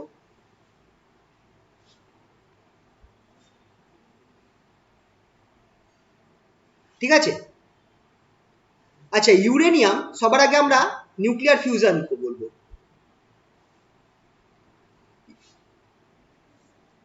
ধরো কোনো একটা হেভি এলিমেন্ট রয়েছে, হেভি এলিমেন্টটা ধরো হচ্ছে এখানটায় আছে ইউরেনিয়ামের মতো। এই ইউরেনিয়ামটা তোমরা জানো যে এটা ভেঙে গিয়ে ব্যারিয়াম আর ক্রিপ্টন হয়ে যায়। এটাই হচ্ছে আমার নিউক্লিয়ার ফিউশন। নিউক্লিয়ার ফিউশন মনে পড়ছে তো তোমরা? Fission, sorry not fusion, nuclear fission. Nuclear fission তোমরা ছোটবেলায় পড়েছো। সেটা হচ্ছে ইউরেনিয়াম যেটা আছে, ইউরেনিয়াম 236, এইটার মধ্যে যখন একটা নিউট্রন এসে হিট করে, এটা আমার ব্যারিয়াম আর ক্রিপ্টনে কনভার্ট হয়ে যায়, ব্যারিয়াম ক্রিপ্টন। তার সাথে 3খানা নিউট্রন ছাড়ে, আর কি হয়, প্রচুর পরিমাণ এনার্জি বেরিয়ে আসে, প্রচুর পরিমাণ এনার্জি বেরিয়ে আসে। ঠিক আছে, এই প্রসেসটাকে বলা হচ্ছে নিউক্লিয়ার ফিশন। মানে একটা বড় এলিমেন্ট আছে, তার মধ্যে তুমি একটা নিউট্রন এসে হিট করলো, সেটা কি হলো, এই বড় এলিমেন্টটা দুটো ছোট এলিমেন্টের মধ্যে ভেঙে গেল। একটা এলিমেন্ট হচ্ছে ব্যারিয়াম আর একটা হচ্ছে ক্রিপ্টন, দুটো ছোট এলিমেন্টে ব্রেক করে গেল, আর তার সাথে এনার্জি ক্রিয়েট হলো। তো মোটামুটি রাফলি আমি এখানটায় বলছি যে একটা বড় এলিমেন্ট আছে যার মাস নাম্বার হচ্ছে এ, মাস নাম্বার হচ্ছে এ, রাফলি জিনিসটা বলছি। এইটা আমার ব্রেক হয়ে যাচ্ছে ফিউশনে, কি হচ্ছে ফিশনে, কি হচ্ছে নিউক্লিয়ার ফিশনে ব্রেক হয়ে যাচ্ছে দুখানা ছোট অ্যাটমের মধ্যে, যার মাস নাম্বার প্রায় অর্ধেক। দুখানা ছোট অ্যাটমের মধ্যে বা নিউক্লিয়াসের মধ্যে ব্রেক হয়ে যাচ্ছে, যার মাসটা প্রায় অর্ধেক। এবার যদি আমি বাইন্ডিং এনার্জিটা খেয়াল করি, বাইন্ডিং এনার্জি গ্রাফটা যদি আমি খেয়াল করি, তাহলে এই মাসটা ধরো এখানে রয়েছে, এখন এই মাসের অর্ধেক হয়ে গেছে, মানে এখনকার যেটা মাসটা তৈরি হয়েছে সেটা আমার এখানটায় রয়েছে a/2। আগের মাসটা এখানে ছিল, এখনকার মাসটা এখানে রয়েছে। গ্রাফের মধ্যে খেয়াল করে দেখো, গ্রাফটা তো ডাউন হচ্ছিল, গ্রাফটা তো ডাউন হচ্ছিল।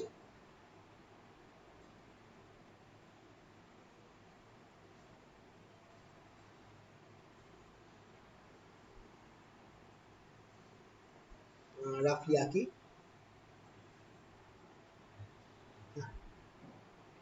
এখানে মাস নাম্বার আছে, এইটা ধরো সেই মাসটা যেটা ফিশন হয়েছে, সেটা এখন সামওয়্যার এখানে হয়ে গেছে a/2, এইখানকার এই এলিমেন্টের মধ্যে কনভার্ট হয়েছে।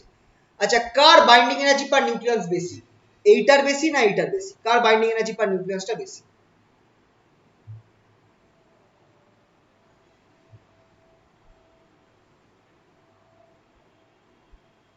বলো, এ এ এ এ মাসের নিউক্লিয়াসটা, এ মাসের নিউক্লিয়াসের বাইন্ডিং এনার্জিটা বেশি, নাকি a/2 এর বাইন্ডিং এনার্জিটা বেশি? a/2 এর বেশি। হ্যাঁ, a/2 এরটা বেশি। তাহলে এবার এখানটায় একটা জিনিস দেখো, আমার কাছে একটা এমন নিউক্লিয়াস ছিল যার বাইন্ডিং এনার্জিটা কম, বাইন্ডিং এনার্জি পার নিউক্লিয়াসটা কম। এবার সেটা ভেঙে গিয়ে এমন একটা নিউক্লিয়াস তৈরি হচ্ছে যার বাইন্ডিং এনার্জিটা বেশি, যার বাইন্ডিং এনার্জি পার নিউক্লিয়াসটা বেশি। খেয়াল করো, যখনই আমার, তার মানে এখানটায় কি হচ্ছে, আমার এখানটায় বাইন্ডিং এনার্জি, মানে এবার খেয়াল করে দেখবে, এইভাবে ভাবো, তোমাকে যদি এই এ মাসের নিউক্লিয়াসটা থেকে এই এ মাসের নিউক্লিয়াসটা মানে তৈরি করতে হতো, এই এ মাসের নিউক্লিয়াসটা তোমাকে যদি, সরি তৈরি না, তৈরি করতে হতো, তাহলে ধরো এ মাসের নিউক্লিয়াসটা তৈরি করতে গিয়ে আমার কিছু পরিমাণ মাস গায়েব হয়ে গেছে। দাঁড়াও, এইভাবে বোঝানো যাবে না, এক সেকেন্ড।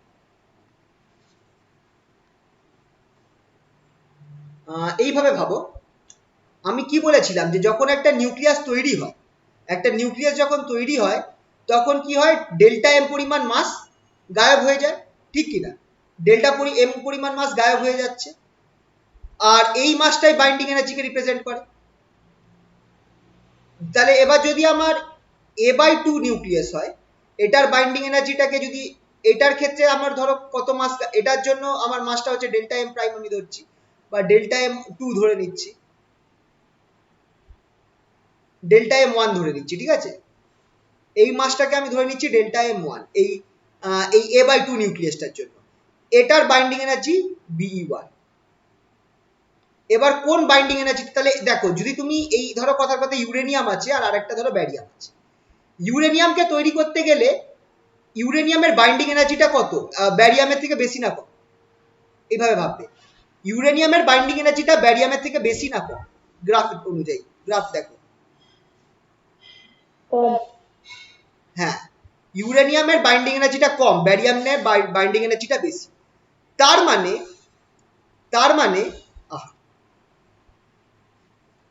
তার মানে ইউরেনিয়াম তৈরি করতে গিয়ে আমার বেশি মাস গায়েব হয়েছে নাকি ব্যারিয়াম তৈরি করতে গিয়ে বেশি মাস গায়েব হয়েছে? খেয়াল করবে বাইন্ডিং এনার্জিটা হচ্ছে কি একটা মাস গায়েব হয়ে যাচ্ছে, যখন আমার ইউরেনিয়ামটা ফর্ম করছে তখন একটা মাস গায়েব হয়ে যাচ্ছে। তো কোন মাসটা আমার বেশি হবে, ডেল্টা এমটা না ডেল্টা এম ওয়ানটা, কোন মাসটা বেশি হবে?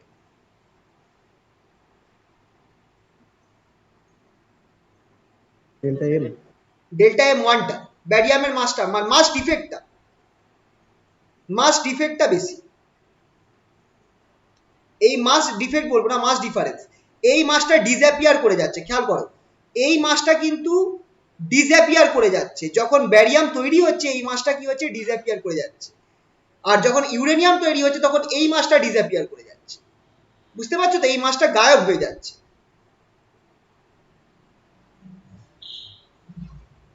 এবার তাহলে একটা জিনিস খেয়াল করো, এই জায়গাটা একটু ঠান্ডা মাথায় বুঝবে। Binding energy of uranium is less than binding energy of barium, right? Sorry, উল্টো হয়ে গেল, লেস হবে। Binding energy of uranium is less than binding energy of barium। এবার এখানটায় মানে actually binding energy per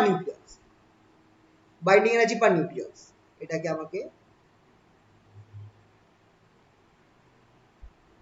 FBD, binding energy per nucleus of uranium is less than binding energy of per nucleus for barium।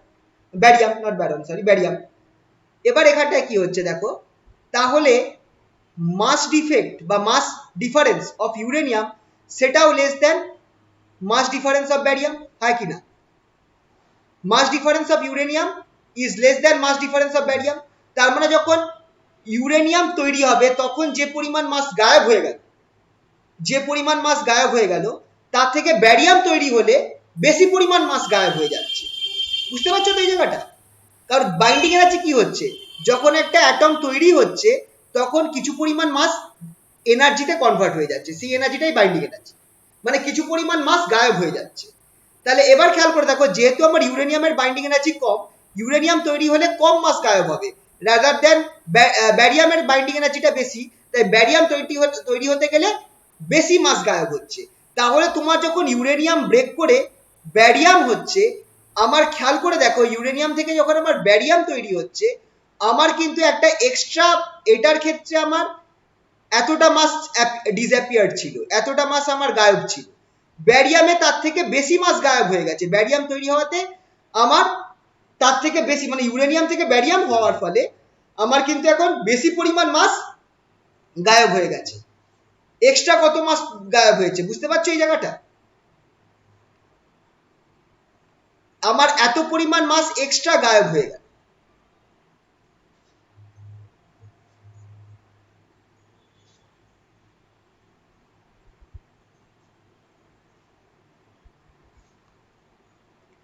এই জায়গাটা বুঝতে পারছো কি, নাকি আরেকবার বলবো? আর হালকা করে বলছি, ঠান্ডা মাথায় শোনো। আরেকবার বলুন। হ্যাঁ বলছি, ঠান্ডা মাথায় আরেকবার বলছি, ঠান্ডা মাথায় শুনবে। আমার কাছে একটা কোনো নিউক্লিয়াস রয়েছে, সেটা থেকে ভেঙে আমার একটা ছোট নিউক্লিয়াস তৈরি হলো, দুটো ছোট নিউক্লিয়াস তৈরি হলো। এটার বাইন্ডিং এনার্জি হচ্ছে B1, এটার বাইন্ডিং এনার্জি হচ্ছে B2, এটার বাইন্ডিং এনার্জি হচ্ছে B3।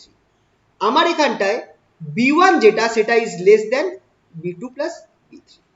B2 আর B3 থেকে মানে B2 আর B3 যোগফলের থেকে B1 টা কম।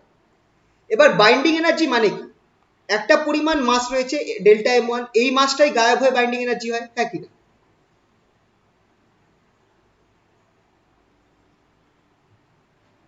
একটা মাস তো গায়েব হয়ে গিয়েই তো বাইন্ডিং এনার্জি তৈরি হচ্ছে না। তাহলে ডেল্টা এরকম আমার B2 এর জন্য আমার যে মাসটা গায়েব হয়ে গেছে সেটা হচ্ছে ডেল্টা M2, আর B3 এর জন্য যে মাসটা গায়েব হয়েছে সেটা হচ্ছে ডেল্টা M3। ঠিক আছে, এবার আমার এখানটায় কি হয়েছে দেখো, B1 টা ভেঙে B2 আর B3 তৈরি হয়েছে, মানে আমার কাছে ডেল্টা M1 পরিমাণ মাস আগে থেকে গায়েব ছিল, B1 যখন তৈরি হয়েছিল, এই এই এই অ্যাটমটা যখন তৈরি হয়েছিল, সেই অ্যাটমটা তৈরি হওয়ার সময় এত পরিমাণ মাস গায়েব হয়ে গেছিল, ঠিক আছে। এখন যে দুটো মাস নতুন অ্যাটম তৈরি হয়েছে তাদের মধ্যে কত পরিমাণ মাস ডিফেক্ট আছে, ডেল্টা M2 ডেল্টা M3। এবার এই মাসটা এটার থেকে বেশি না কম, এই দুটো মাস, এই নতুন অ্যাটমের যে মাসটা আছে তার মধ্যে এত পরিমাণ মাস গায়েব হয়েছে। এই দুটো নতুন অ্যাটম যখন তৈরি হয়েছে তাদের মধ্যে তারা তৈরি হওয়ার সময় ডেল্টা M2 আর ডেল্টা M3 পরিমাণ মাস আরো গায়েব হয়ে গেছে। যখনই খেয়াল রাখবে, যখনই একটা অ্যাটম তৈরি হবে কিছু মাস গায়েব হয়ে যাবে, সেই মাসটাই বাইন্ডিং এনার্জি হিসাবে ওই অ্যাটমের মধ্যে চলে আসবে। এবার কোনটা বড়, M1 delta M1 plus delta M3 বড় নাকি সরি ডেল্টা M2 আর প্লাস ডেল্টা M3 টা বড় নাকি ডেল্টা M1 বড়, কোনটা বড়? Delta M2 plus delta M2 plus delta M3 বড়, রাইট?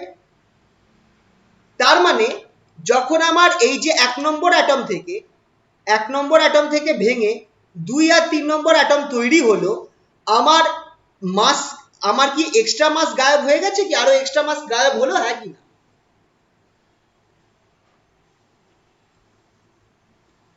আর একটুখানি ঠান্ডা মাথায় ভাবো, ধরো এই অ্যাটমটা যখন অ্যাকচুয়ালি ফার্স্ট টাইম তৈরি হয়েছিল, কোনো না কোনো ভাবে তো তৈরি হয়েছিল, এই 1 নম্বর অ্যাটমটা যখন তৈরি হয়েছিল তখন তার মধ্যে ধরো 0.05 এত অ্যাটমিক মাস ইউনিট মাস গায়েব হয়ে গেছিল, এত মাস গায়েব হয়ে গেছিল।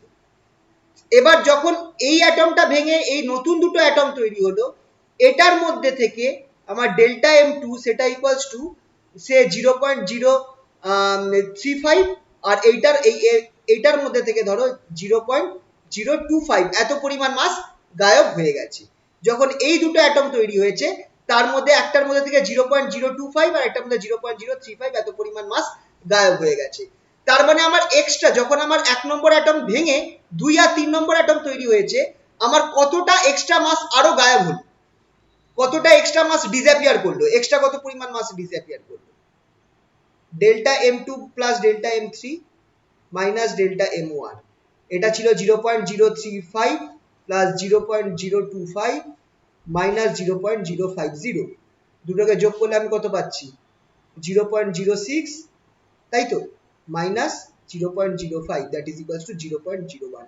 এতটা মাস এক্সট্রা গায়েব হয়ে গেছে, মানে ডিসঅ্যাপিয়ার করে গেছে, এত পরিমাণ মাস এক্সট্রা আমার ডিসঅ্যাপিয়ার করে গেছে যখন আমার 1 নম্বর অ্যাটম ভেঙে 2 নম্বর অ্যাটম আর 3 নম্বর অ্যাটম তৈরি হয়েছে। বুঝতে পারলে?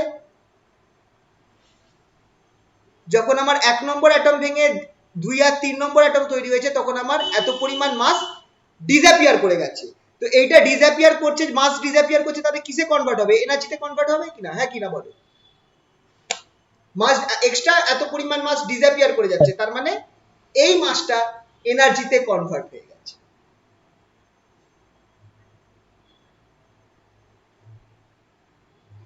এটার জন্য তোমাদেরকে এই আইডিয়াটা বুঝতে হবে যে বাইন্ডিং এনার্জি কি। একটা অ্যাটম যখন ফার্স্ট টাইম তৈরি হচ্ছে তখন তার মধ্যে কিছু পরিমাণ মাস ডিসঅ্যাপিয়ার হয়ে যাচ্ছে, মানে মাসটা গায়েব হয়ে যাচ্ছে, সেই মাসটাই এই অ্যাটমটার বাইন্ডিং এনার্জি হিসাবে থাকছে, সেই মাসটা কিন্তু নেই।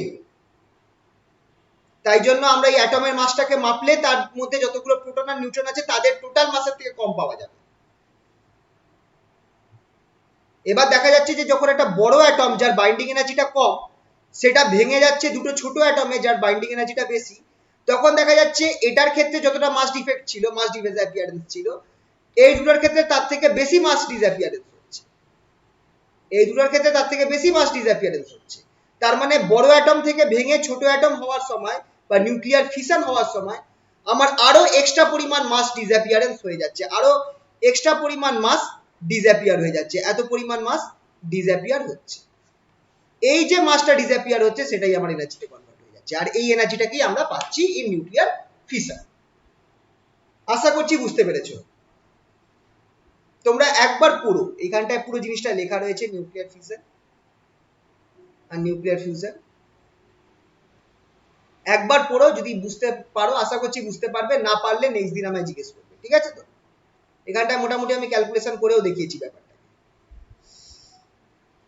নিউক্লিয়ার ফিউশনের ক্ষেত্রেও ঘটনাটা কিছুটা সেম হচ্ছে, নিউক্লিয়ার ফিউশনের ক্ষেত্রে ঘটনাটা সেম হচ্ছে, কারণ কি এক্ষেত্রে দেখো দুটো নিউক্লিয়ার ফিউশনটা কি হয় দেখো, ফিউশনে হয় কি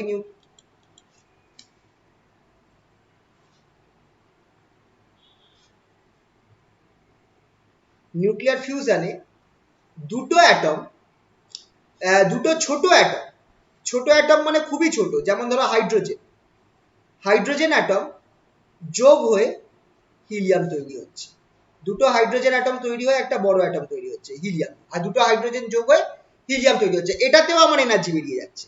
কেন এনার্জি বেরোচ্ছে? কারণ যদি আমি গ্রাফে দেখি, হাইড্রোজেনটা আমার এখানে আছে, হিলিয়ামটা এখানে আছে, এখানে হিলিয়াম আছে আর এখানটায় হাইড্রোজেন আছে, তার মানে হাইড্রোজেন থেকে হিলিয়ামের বাইন্ডিং এনার্জি বেশি না কম?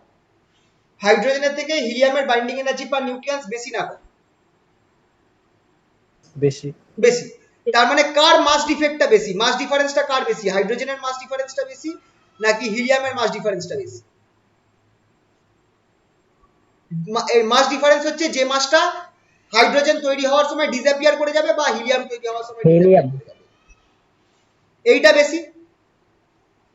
তার মানে হিলিয়াম তৈরি হওয়ার সময় বেশি পরিমাণ মাস ডিসঅ্যাপিয়ার করবে, তার মানে যখন হাইড্রোজেন থেকে হিলিয়ামে তৈরি হচ্ছে তখন আরো এত পরিমাণ delta M He minus delta M H, এই এত পরিমাণ মাস ডিসঅ্যাপিয়ার করে যাবে, এত পরিমাণ মাস ডিসঅ্যাপিয়ার করে যাবে, সেই মাসটাই এনার্জিতে কনভার্ট হয়ে যাবে। কারণ মাস ডিসঅ্যাপিয়ারেন্সটা হিলিয়াম তৈরি হওয়ার সময় বেশি হয়, হাইড্রোজেন তৈরি হওয়ার সময় যে পরিমাণ মাস ডিসঅ্যাপিয়ারেন্স হচ্ছে তার রেসপেক্টে হিলিয়াম তৈরি হওয়ার সময় বেশি মাস ডিফারেন্স ক্রিয়েট হয়। তার মানে যখন হাইড্রোজেন থেকে হিলিয়াম কনভার্সন হচ্ছে দেখা যাচ্ছে যে আমার এক্সট্রা কিছু মাস ডিসঅ্যাপিয়ার হয়ে যাচ্ছে, সেই মাসটাই আমার এনার্জি হিসাবে বেরিয়ে আসছে। এইটা হচ্ছে নিউক্লিয়ার ফিউশনকে বোঝাচ্ছে। প্রসেসটা পড়বে, পড়ে বোঝার চেষ্টা করবে, না বুঝতে পারলে আমাকে নেক্সট দিন জিজ্ঞেস করবে। এই কথাটা মনে রাখার জন্য এখানে লিখে দিয়েছি যে whenever a nucleus having high binding energy is formed from the nucleus with low binding energy, energy is liberated because binding energy is that energy which disappears during the formation of the nucleus and we need to supply extra amount of energy to break the nucleus. ঠিক আছে? তো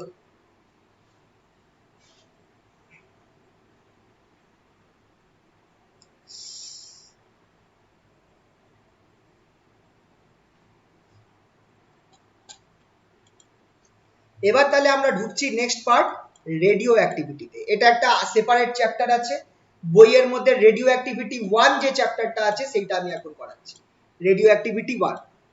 ঠিক আছে? তো radio অ্যাক্টিভিটিটা কি, যেটা আমি বললাম যে একটা কোনো নিউক্লিয়াস রয়েছে, দেখা গেছে যে কিছু কিছু নিউক্লিয়াস রয়েছে, কিছু কিছু অ্যাটমের নিউক্লিয়াস রয়েছে, যে নিউক্লিয়াসগুলো কি করছে, কিছু তাদের মধ্যে থেকে প্রোটন আর নিউট্রনকে বাদ দিয়ে দিচ্ছে, বাইরে বার করে দিচ্ছে, কোনো না কোনো ফর্মে প্রোটন বা নিউট্রনকে বাইরে বার করে দিচ্ছে।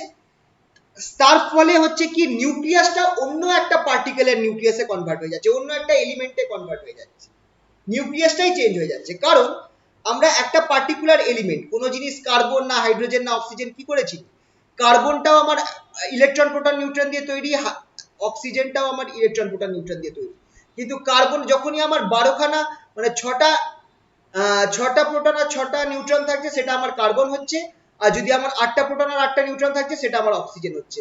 মানে আমার সংখ্যাটার উপর নির্ভর করছে। একটা নিউক্লিয়াসকে আমরা চিহ্নিত করতে পারি যে সেটার মধ্যে কটা নিউট্রন বা প্রোটন রয়েছে। এবার খেয়াল করে দেখো, একটা অক্সিজেনের অ্যাটম থেকে যদি দুটো নিউট্রন আর দুটো প্রোটন বেরিয়ে যায় তাহলে সেটা আর কি অক্সিজেন থাকবে না, সেটা কার্বন হয়ে যাবে। একটা অক্সিজেনের নিউক্লিয়াস থেকে যদি দুটো প্রোটন আর দুটো নিউট্রন বেরিয়ে যায় তাহলে সে আর অক্সিজেন থাকছে না, সে কার্বন হয়ে যাচ্ছে। তো এই জিনিসটা দেখা যায় কাদের ক্ষেত্রে দেখা যায়, কিছু আইসোটোপের ক্ষেত্রে দেখা যায়, যেমন ধরো এইগুলো H21, H31 বা কার্বন 14, এইগুলোর মধ্যে এই জিনিসগুলো দেখা যায়, কার্বন 14 বা হায়ার অ্যাটমস যেমন ইউরেনিয়াম 238 বা থোরিয়াম, যেগুলো রেডিও অ্যাক্টিভ সিরিজের মধ্যে, লেডের পর লেড যেটা আছে PB 82 208 মেবি নাকি 206,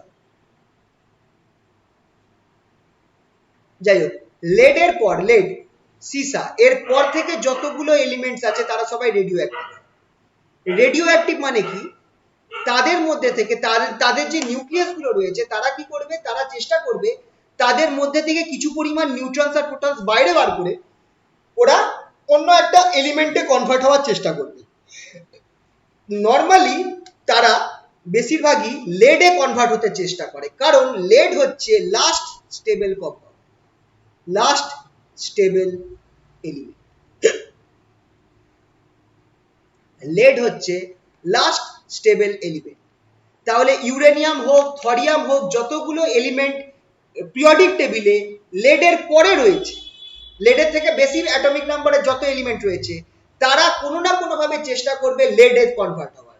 কিভাবে করবে, তারা তাদের যে নিউক্লিয়াস থেকে কিছু পরিমাণ নিউট্রনস আর প্রোটনস বাইরে বার করে দেবে, বাইরে বার করে সে কি করবে, কনভার্ট হয়ে যাওয়ার চেষ্টা করবে to the stable element lead.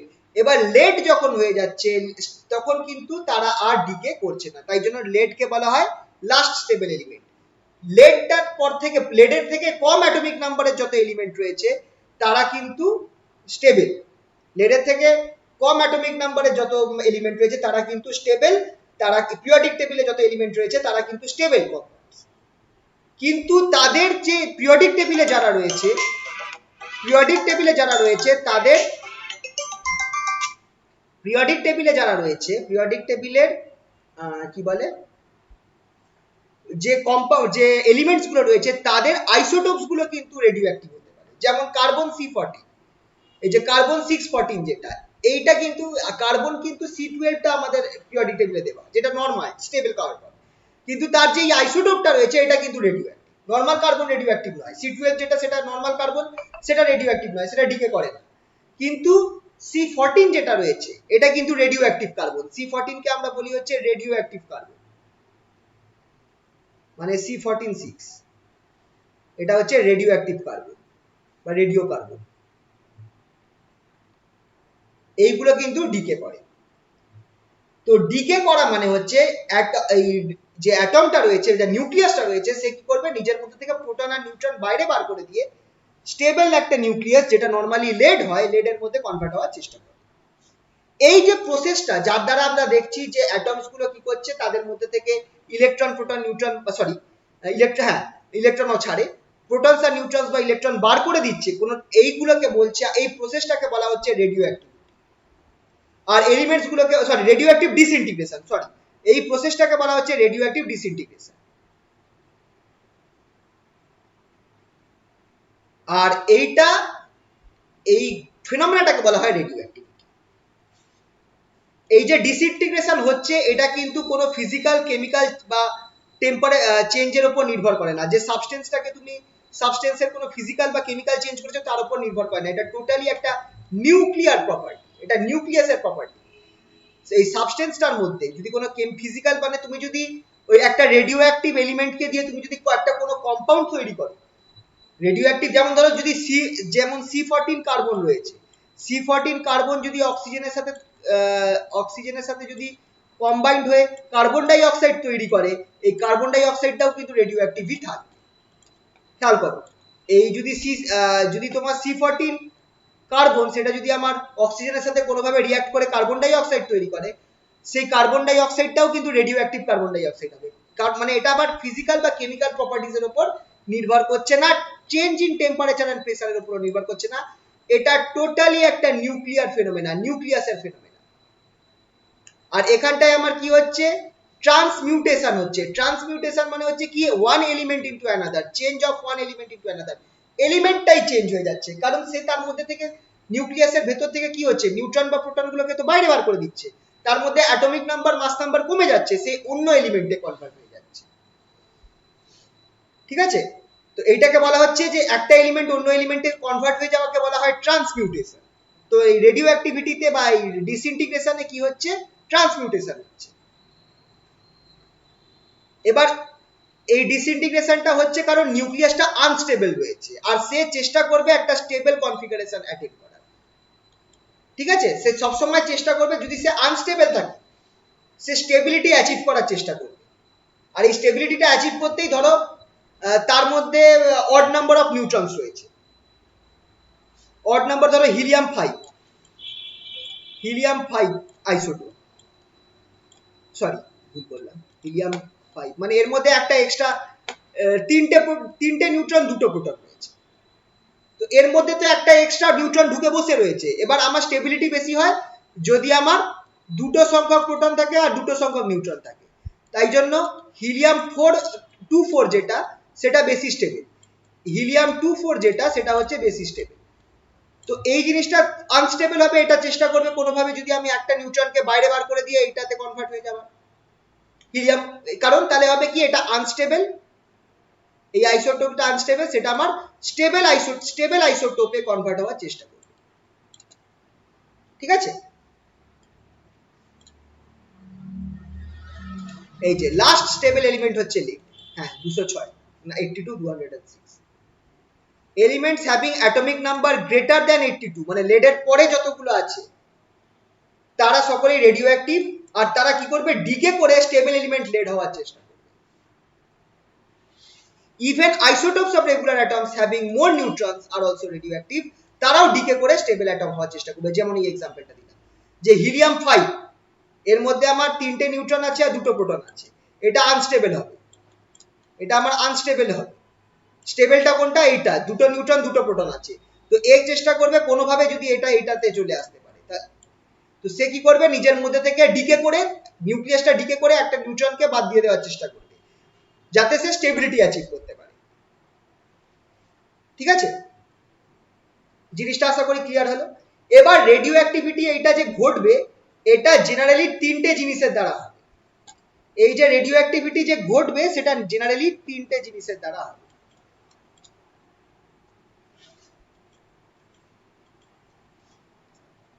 Alpha decay, এটা শুনেছো পড়েছো এগুলো, বলো একটুখানি। Beta decay and gamma decay. Alpha ডিকেতে কি হয় বলো তো? আচ্ছা আলফা পার্টিকেল শুনেছো তো তোমরা? আলফা পার্টিকেল হচ্ছে হিলিয়াম নিউক্লিয়াস। হিলিয়াম নিউক্লিয়াস মানে কি? কটা প্রোটন কটা নিউট্রন?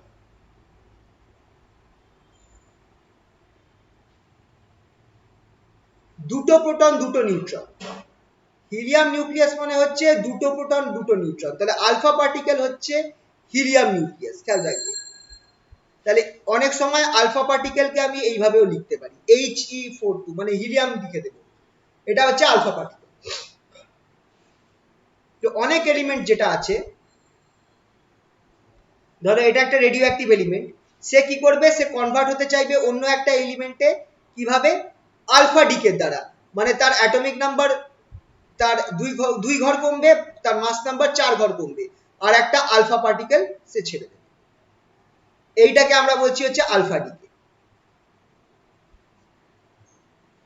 একটা অ্যাটমের নিউক্লিয়াস যার atomic number Z, mass number A, সে একটা আলফা পার্টিকেল ছেড়ে দেওয়ার চেষ্টা করবে, সেইটা তাহলে তখন কি হবে, তখন তার অ্যাটমিক নাম্বার যেটা আছে সেটা আমার দুই ঘর কমে যাবে, আর মাস নাম্বার যেটা আছে সেটা 4 ঘর কমে যাবে।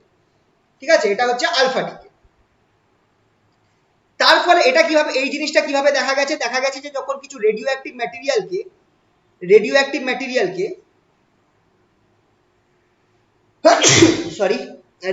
ম্যাটেরিয়ালকে বা এলিমেন্টকে রাখা হচ্ছে একটা ফটোগ্রাফিক প্লেটের কাছে,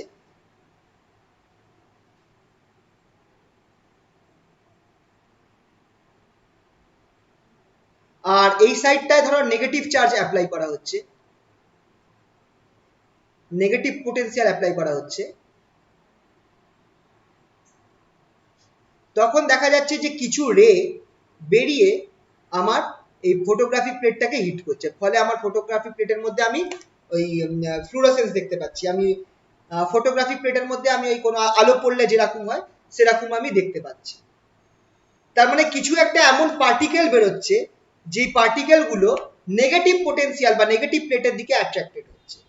তো তাতে বোঝা গেছে যে আলফা পার্টিকেল যেগুলো আছে সেইগুলো positively charge particles. Alpha particle হচ্ছে পজিটিভলি চার্জ পার্টিকেলস। এইটা আগে দেখা গেছে যে এরকম ফেনোমেনা দেখা যায়, পরে দেখা গেল যে এই পার্টিকেলস গুলোর এই মাস কত বা এটা এনার্জি কত, এইগুলো বার করে ক্যালকুলেশন করে দেখা গেল যে আলফা পার্টিকেল গুলো হচ্ছে হিলিয়াম নিউক্লিয়াসের সমান, মানে দুটো নিউট্রন আর দুটো প্রোটনের সমান। আর যখনই আমার আলফা পার্টিকেল একটা রেডিও অ্যাক্টিভ ম্যাটেরিয়ালের মধ্যে থেকে আলফা পার্টিকেল বেরোচ্ছে, মানে রেডিও অ্যাক্টিভ ম্যাটেরিয়ালের যে কিছু অ্যাটমস রয়েছে তারা তাদের অ্যাটমস বলছি, কিছু নিউক্লিয়াস গুলো, কিছু অ্যাটমস তার নিউক্লিয়াস গুলো এই দুটো করে নিউট্রন আর দুটো করে প্রোটন বাইরে বার করে দিচ্ছে, আর তাতে তারা অন্য এলিমেন্টে কনভার্ট হয়ে যাচ্ছে। ঠিক আছে, আরেকটা টাইপের ডিকে হয় যেটা হচ্ছে বিটা ডিকে। দেখা গেছে যেরকম ভাবে এই রেডিও অ্যাক্টিভ ম্যাটেরিয়ালটাকে রাখলে একটা নেগেটিভ প্লেট লাগলে কিছু রে বেরিয়ে নেগেটিভ প্লেটের দিকে যাচ্ছে, আবার কিছু একই রকম ভাবে উল্টো দিকে যদি পজিটিভ পোটেনশিয়াল অ্যাপ্লাই করা হয়, তখন দেখা যায় যে কিছু রে আছে যেগুলো পজিটিভ প্লেটের দিকে যাচ্ছে, মানে কিছু নেগেটিভ রে, কিছু নেগেটিভ পার্টিকেলসও আমার রেডিও অ্যাক্টিভ সোর্স থেকে বেরোচ্ছে, রেডিও অ্যাক্টিভ এলিমেন্টস গুলো থেকে, রেডিও অ্যাক্টিভ ম্যাটেরিয়াল থেকে কিছু এমন পার্টিকেলসও বেরোচ্ছে যারা নেগেটিভলি চার্জ, আর তারা পজিটিভ পোটেনশিয়ালের প্লেটের দিকে যাচ্ছে। তো নেগেটিভলি চার্জ নর্মালি কি হয় বলতো, পরে এটাও দেখা গেছে এই নেগেটিভলি চার্জ পার্টিকেলস গুলোকে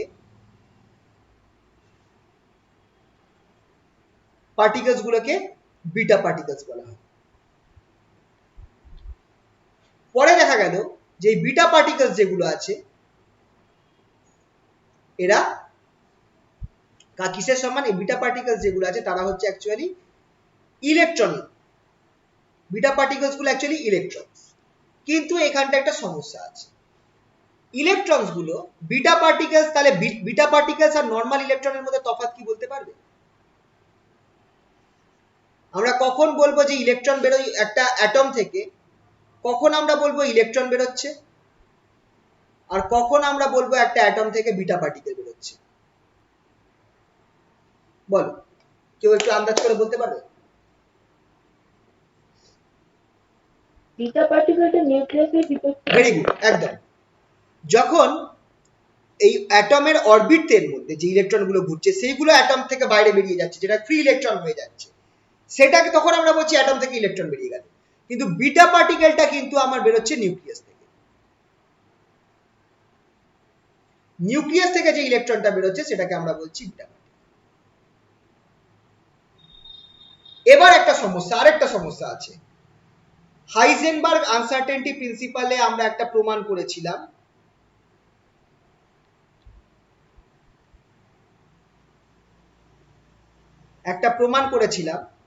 সেটা হচ্ছে কি, electrons cannot exist inside nucleus। এইটা কিন্তু পরীক্ষায় আসে।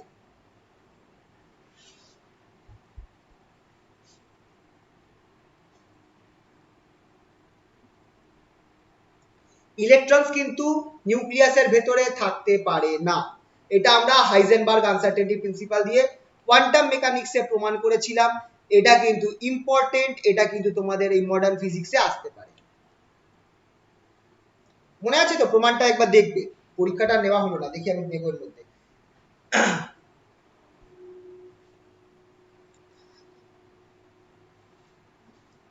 Electrons cannot exist inside the nucleus. তাহলে বিটা পার্টিকেলটা কিভাবে বেরোচ্ছে? তাহলে একটা নিউক্লিয়াসের মধ্যে থেকে বিটা পার্টিকেলটা কিভাবে বেরোচ্ছে? তো এইটার উত্তর হচ্ছে, যদি ইলেকট্রন আমার নিউক্লিয়াসের মধ্যে না থাকতে পারে, নিউক্লিয়াসের মধ্যে শুধু নিউট্রন আর প্রোটন থাকে, তাহলে এই ইলেকট্রন কি করে নিউক্লিয়াস থেকে বেরোচ্ছে? সেটার থেকে একটা জিনিস বলা গেল যে নিউট্রন যেটা আছে সেটা কনভার্ট হয়ে যাচ্ছে প্রোটনে আর একটা ইলেকট্রন ছেড়ে দিচ্ছে।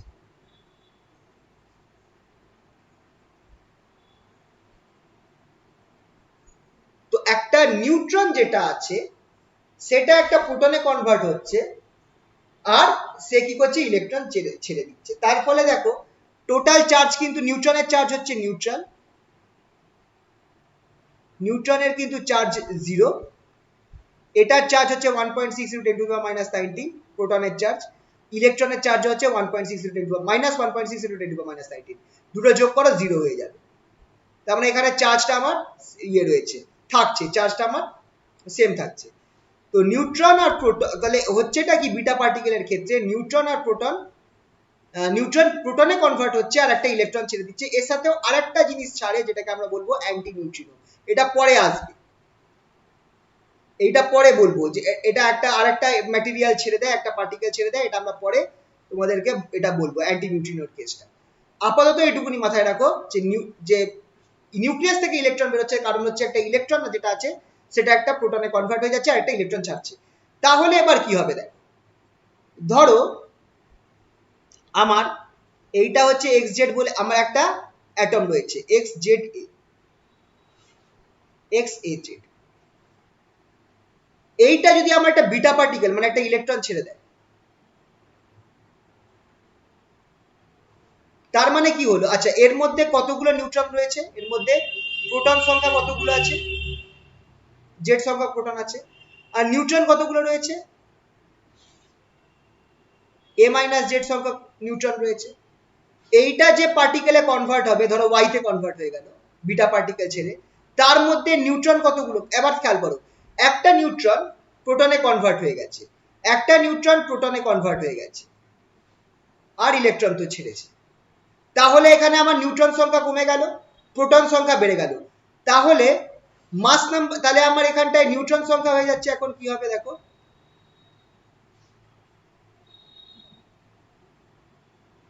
নিউট্রন সংখ্যা হয়ে গেল এ মাইনাস জেড মাইনাস 1, তার মানে মাস নাম্বার যেটা আছে, সরি দাঁড়াও, নিউট্রন সংখ্যা,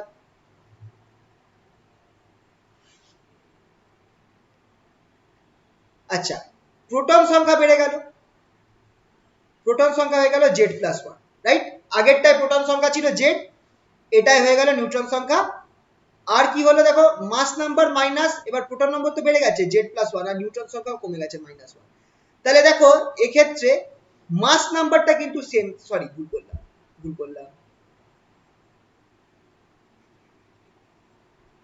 প্রোটন সংখ্যা এক ঘর বেড়ে গেছে, একটা নিউট্রন যেহেতু একটা প্রোটনে কনভার্ট হচ্ছে, আর তাহলে আমার কি হচ্ছে এর ক্ষেত্রে প্রোটন সংখ্যা বেড়ে যাবে, তাহলে আমার ওয়াই এর এখানটায় জেড প্লাস 1 হবে, কিন্তু আমার মাস নাম্বার কি বাড়বে না সেম থাকবে, মাস নাম্বার বাড়বে কমবে না সেম থাকবে, বলো কি হবে?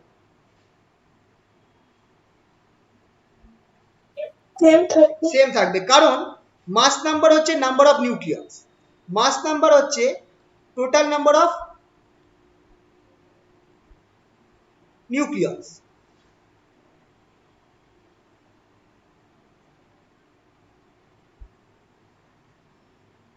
এবার এখানটায় সেটা আমার সেম থাকছে, কারণ একটা প্রোটন একটা নিউট্রন একটা প্রোটনে কনভার্ট হচ্ছে, একটা নিউট্রন একটা প্রোটনে কনভার্ট হচ্ছে, তাই টোটাল নাম্বার অফ নিউক্লিয়াস সেমই থাকছে, তাই জন্য মাস নাম্বারটা সেম থাকবে।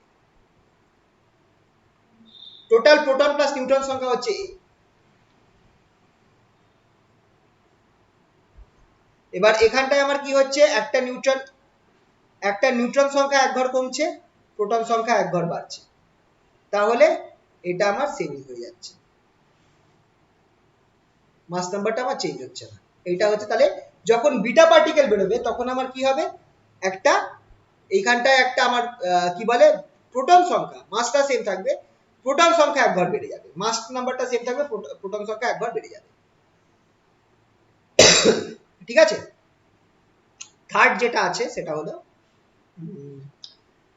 Gamma, gamma decay. গামাটা হচ্ছে অ্যাকচুয়ালি ইলেকট্রোম্যাগনেটিক রেডিয়েশন।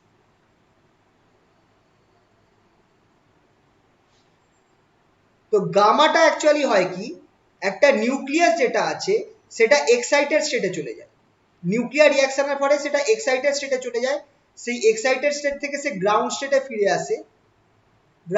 ফিরে আসে কিছু পরিমাণ এনার্জি ছেড়ে দিয়ে।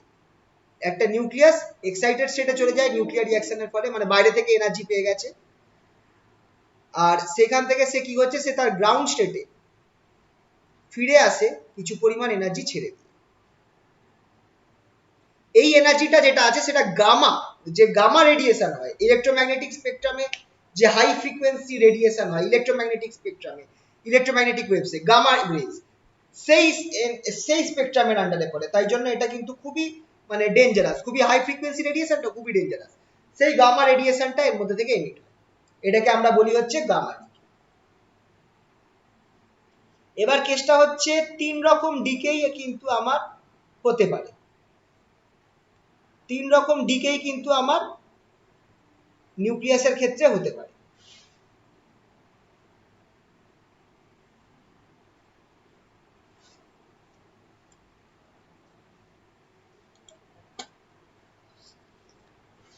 আচ্ছা, যেটা পড়ালাম সেই জায়গাটাতে যাচ্ছি, একটু এটা পর নিচের দিকে আছে, তোমরা একটু নিচে চলে যাবে এই পার্টটা করার জন্য।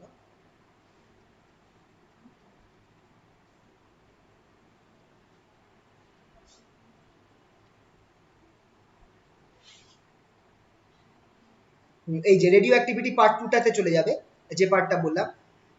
এখানটায় দেখবে সব লেখা রয়েছে যে আলফা পার্টিকেলস গুলো হচ্ছে হিলিয়াম নিউক্লিয়াস, দুটো প্রোটন থাকে, দুটো নিউট্রন থাকে, দুটো নিউট্রন থাকে, দুটো প্রোটন থাকে, এটাকে এইচ দিয়ে ডিনোট করা হয়।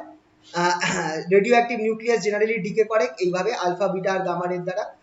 আচ্ছা, আলফা এমিশন হলে কি হয় সেটা দেওয়া রয়েছে, এই দেখো, এটাকে বলা হয় প্যারেন্ট অ্যাটম, যেটা স্টার্টিং এ ছিল, ডিকে হওয়ার পর যেটা হলো সেটাকে বলা হয় ডটার অ্যাটম। ঠিক আছে, তো প্যারেন্ট আর ডটার এইভাবে নাম দেওয়া থাকে। আচ্ছা, এবার আলফাটা যেহেতু আমার একটা মাসিভ পার্টিকেল, দুখানা নিউট্রন আছে, দুটো প্রোটন আছে, এটার কিন্তু আয়োনাইজিং পাওয়ার খুব বেশি। আয়োনাইজিং পাওয়ার মানে হচ্ছে যখন একটা গ্যাসের মধ্যে দিয়ে তোমার আলফা পার্টিকেল চলে যাবে, গ্যাসের মধ্যে সে অনেকগুলো আয়ন তৈরি করবে, গ্যাসের মলিকুলস গুলোকে ধাক্কা মেরে তাদের সেই মলিকুলস গুলো থেকে ইলেকট্রন বাইরে বার করে দেবে। আলফা পার্টিকেল যখন একটা গ্যাসের মধ্যে দিয়ে যাবে, তাই মলিকুলস গুলোকে ধাক্কা মেরে তার মলিকুলস গুলোর মধ্যে থেকে ইলেকট্রন বার করে দেবে, সেইটা মানে গ্যাসের মধ্যে আয়নস ফর্ম হবে। তো যেহেতু আলফাটা একটা মাসিভ পার্টিকেল, তার মোমেন্টাম বেশি, তাই জন্য সে খুব ভালো আয়োনাইজ করতে পারে। Ionising power is greater for alpha particles. Penetrating পাওয়ারটা আবার খুব কম হবে। কেন কম হবে? কারণ আলফাটা মাসিভ পার্টিকেল। তো তুমি যদি একটা পাতলা একটা প্লেট রেখে দাও, আলফা পার্টিকেল কিন্তু তাকে ক্রস করতে পারবে না, কারণ মাসিভ পার্টিকেল বলে এটা কিন্তু আটকে যাবে। ঠিক আছে, পেনিট্রেটিং পাওয়ার কম। বিটা পার্টিকেলস গুলো কি হয়? বিটা পার্টিকেলস গুলো হচ্ছে ইলেকট্রন, যেগুলো নিউক্লিয়াস থেকে বেরিয়ে আসছে।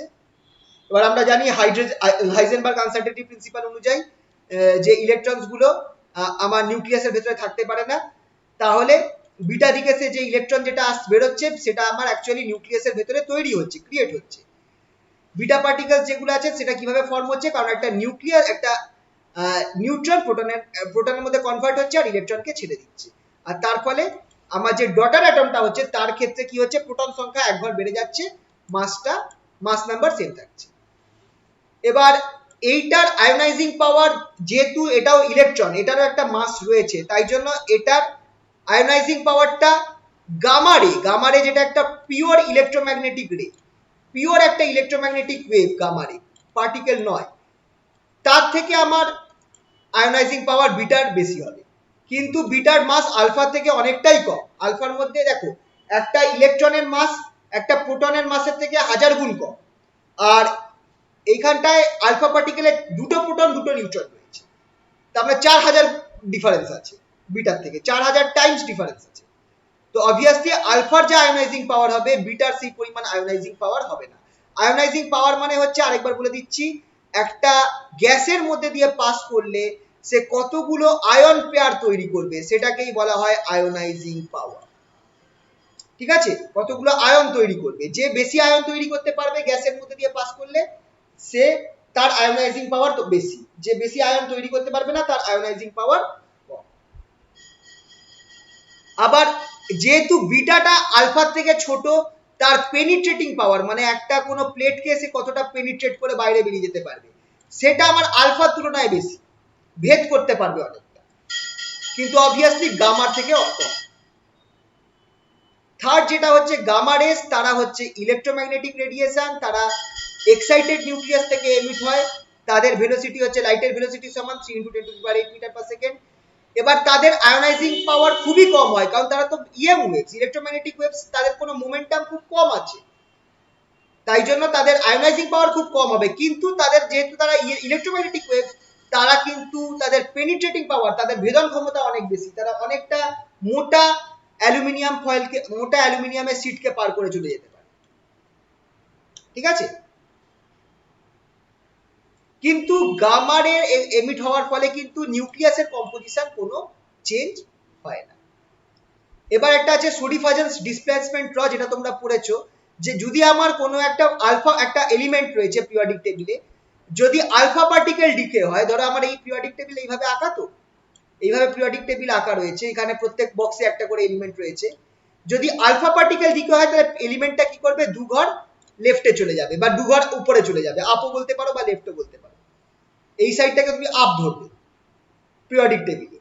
আর যদি বিটা এমিশন হয় তাহলে সে এক ঘর এই সাইডে রাইটে চলে যাবে। আলফা এমিশন হলে সে দু ঘর, কারণ তার জেড সংখ্যাটা দু ঘর কমছে আলফা এমিশন হলে, আর বিটা এমিশন হলে তার জেড সংখ্যা এক ঘর বাড়ছে। তাই জন্য যখন বিটা এমিশন হচ্ছে সে এক ঘর তার অরিজিনাল পজিশন থেকে সে এক ঘর এইদিকে যাচ্ছে, ডাউন যাচ্ছে বা রাইটে যাচ্ছে, আর যদি আলফা এমিশন হয় সে দু ঘর লেফটে যাচ্ছে বা আপে যাচ্ছে।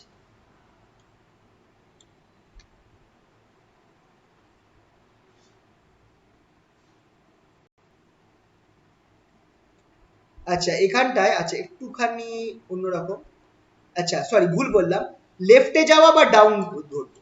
ডাউন অর্থাৎ কেন ডাউন বলছি, কারণ অ্যাটমিক সংখ্যা কমছে, তো তাই জন্য ডাউন বলা হচ্ছে, ঠিক আছে। কামস ডাউন মানে অ্যাটমিক সংখ্যাটা তার কমে যাচ্ছে, তাই জন্য আমি এটাকে ডাউন বলছি। আর রাইটে যাওয়া মানে কামস আপ, মানে অ্যাটমিক সংখ্যা বেড়ে যাচ্ছে, তাই জন্য আপ বলা হচ্ছে, ঠিক আছে। এবার রেডিও অ্যাক্টিভ সিরিজ আছে, যেমন ইউরেনিয়াম সিরিজ। এই সিরিজগুলো হচ্ছে মানে ইউরেনিয়াম 238 এই এলিমেন্টটা, সেটা through alpha decay, through beta decay আলাদা আলাদা এলিমেন্টস এর মধ্যে কনভার্ট হতে থাকবে, আলাদা আলাদা টাইপের এলিমেন্টস এর মধ্যে কনভার্ট হতে থাকবে, হতে হতে হতে ফাইনালি শেষ হবে গিয়ে লেডে। দেখো ইউরেনিয়ামটা কিন্তু ডাইরেক্ট লেডে কনভার্ট হচ্ছে না, but by a series of process, অনেকগুলো আলফা আর বিটা ডিকের মাধ্যমে by a series of process সে আস্তে আস্তে লেডে কনভার্ট হবে।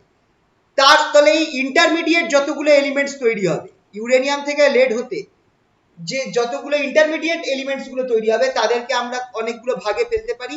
একটা ভাগ হচ্ছে ইউরেনিয়াম সিরিজ। এই সিরিজের মধ্যে যতগুলো এলিমেন্টস আছে তাদের সকলের মাস নাম্বার 4n+2 এর ফর্মুলা থাকবে, মানে n এর জায়গায় তুমি সংখ্যা বসাতে পারো, ইন্টিজার বসাতে পারো, 4n+2 সংখ্যা থাকবে তাদের মাস নাম্বার, n = 4n+2। এই সিরিজটাকে আমরা বলবো হচ্ছে ইউরেনিয়াম সিরিজ। একই রকম ভাবে অ্যাসিটিনিয়াম সিরিজ একটা আছে, সেটা হচ্ছে ইউরেনিয়াম 235, সেটা আমার লেডে কনভার্ট হবে, কিন্তু এটা একটা লেডের আইসোটোপ 207 মাস নাম্বার লেড, একটা অন্য আইসোটোপ। এই আইসোটোপে কনভার্ট হবে, ইউরেনিয়াম 235 থেকে এইখানটায় যাবে through a series of alpha and beta decay. আর এই আলফা এন্ড বিটা ডিকের মধ্যে যে ইন্টারমিডিয়েট যে এলিমেন্টস গুলো তৈরি হবে তারা পড়ছে অ্যাসিটিনিয়াম সিরিজের, তাদের সকলের মাস নাম্বার হচ্ছে 4n+3 এর মাল্টিপল হবে, মানে 4n+3 তাদের ফর্মুলা হবে, তাদের মাস নাম্বার হবে 4n+3। আরেকটা আছে থোরিয়াম সিরিজ, যেটার মধ্যে থোরিয়াম রয়েছে। থোরিয়ামও হচ্ছে একটা রেডিও অ্যাক্টিভ এলিমেন্ট, যার অ্যাটমিক নাম্বার হচ্ছে 90, মাস নাম্বার হচ্ছে 232। এটাও আমার কি হবে, লেডের মধ্যে কনভার্ট হবে through a series of alpha and beta decay.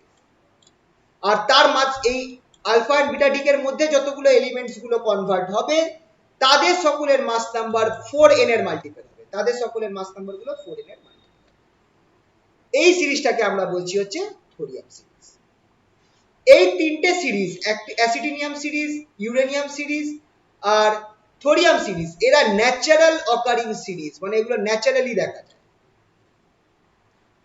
ঠিক আছে, এগুলো ন্যাচারালি দেখা যায়।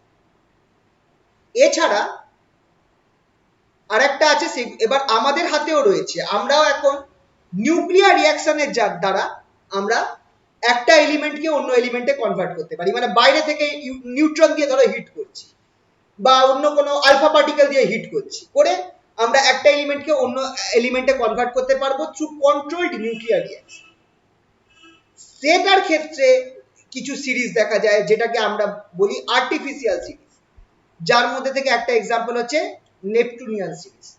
নেপচুনিয়াম সিরিজ যেটা আছে এইটা স্টার্ট হয় প্লুটোনিয়াম দিয়ে। খেয়াল করে দেখো, তোমরা যদি ম্যানহাটন প্রজেক্ট যদি পড়ো, ম্যানহাটন প্রজেক্ট তোমরা যদি পড়ো, ম্যানহাটন প্রজেক্টে ওরা কিন্তু এটা ওদের টার্গেট ছিল যে প্লুটোনিয়ামকে ওরা যদি, কারণ ইউরেনিয়াম দিয়ে অ্যাটম বোম তৈরি করা কিন্তু সমস্যা ছিল, তো ওদের টার্গেট ছিল যে যদি প্লুটোনিয়ামটা বেশি পাওয়া যায়, কারণ মানে ইউরেনিয়ামটা কিন্তু খুবই কম অ্যামাউন্ট রয়েছে, তো বেশি পরিমাণ নিউক্লিয়ার বম বানাবার জন্য ওদের দরকার ছিল হচ্ছে প্লুটোনিয়াম। যদি প্লুটোনিয়ামটা বেশি অ্যাভেলেবেল রয়েছে, তো প্লুটোনিয়ামকে তারা যদি কোনোভাবে ইয়ে করতে পারে, মানে ফিশন করাতে পারে, তাহলে তাদের ক্ষেত্রে কিন্তু মানে মানে অনেকগুলো অ্যাটম বম তৈরি করার সুযোগ ছিল।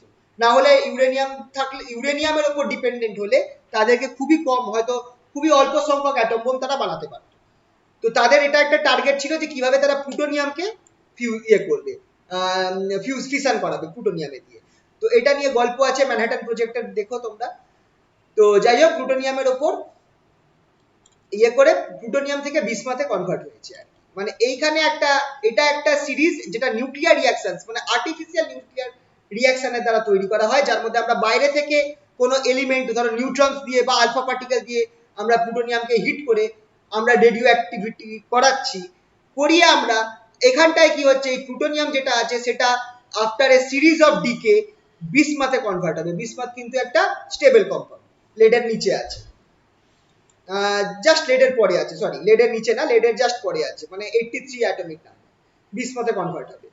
এই সিরিজটা হচ্ছে একটা আর্টিফিশিয়াল সিরিজ, আর এই সিরিজের মধ্যে যত অ্যাটমস থাকছে তাদের অ্যাটমিক নাম্বার, এই সিরিজের মধ্যে যতগুলো অ্যাটমস বা নিউক্লিয়াস হচ্ছে তাদের অ্যাটম মাস নাম্বার হচ্ছে 4n+1 ফর্মুলায় আছে। ঠিক আছে, তো এই তিনটে সিরিজ মুখস্থ রাখবে। ঠিক আছে,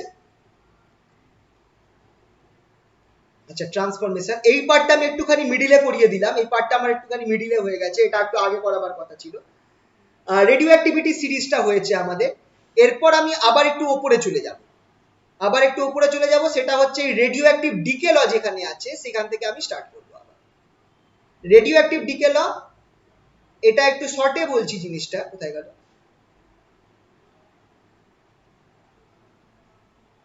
এই পার্টটা নেক্সট দিন, আচ্ছা এই পার্টটা নেক্সট দিন করাবো, ঠিক আছে। রেডিও অ্যাক্টিভ ডিকে ল থেকে এই পার্টটা নেক্সট দিন আমি স্টার্ট করছি, এখান থেকে আমি নেক্সট দিন করাবো, পেজ নাম্বার 55। ঠিক আছে, তোমরা একটুখানি আমি ওই আলফা বিটা গামা ডিকের ব্যাপারটা একটু বলে দিয়েছি, যেটা পরে রয়েছে সেটাকে আমি একটুখানি আগে বলে দিলাম। রেডিও অ্যাক্টিভ ডিকে লটা থেকে আমরা, কারণ ওটা বললে তোমরা বুঝতে পারবে, রেডিও অ্যাক্টিভ ডিকেটা বুঝতে পারবে, ওটা থেকে আমরা এই রেডিও অ্যাক্টিভ ডিকে লটা থেকে আমি নেক্সট দিন, আচ্ছা নেক্সট দিন আমি এই পার্টটা বৃহস্পতিবার কন্টিনিউ করবো। ঠিক আছে, তো থার্সডে এই পার্টটা কন্টিনিউ করছি। থার্সডে কটার সময়, 7টা তো নাকি, টাইম বলে দাও।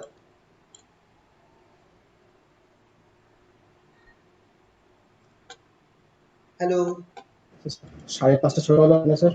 5:30 না, ওই দিন একটুখানি অনেকের কলেজ থেকে আছে, একটু পরে 6:30 বা 6টা করতে পারি। তাহলে ছোট থাক। আচ্ছা আমি গ্রুপে কথা বলে নিচ্ছি, গ্রুপের মধ্যে কথা বলে নিচ্ছি, সেই অনুযায়ী চেঞ্জ করছি। ঠিক আছে, ওকে তাহলে আজকে এই অবধি থাকুক।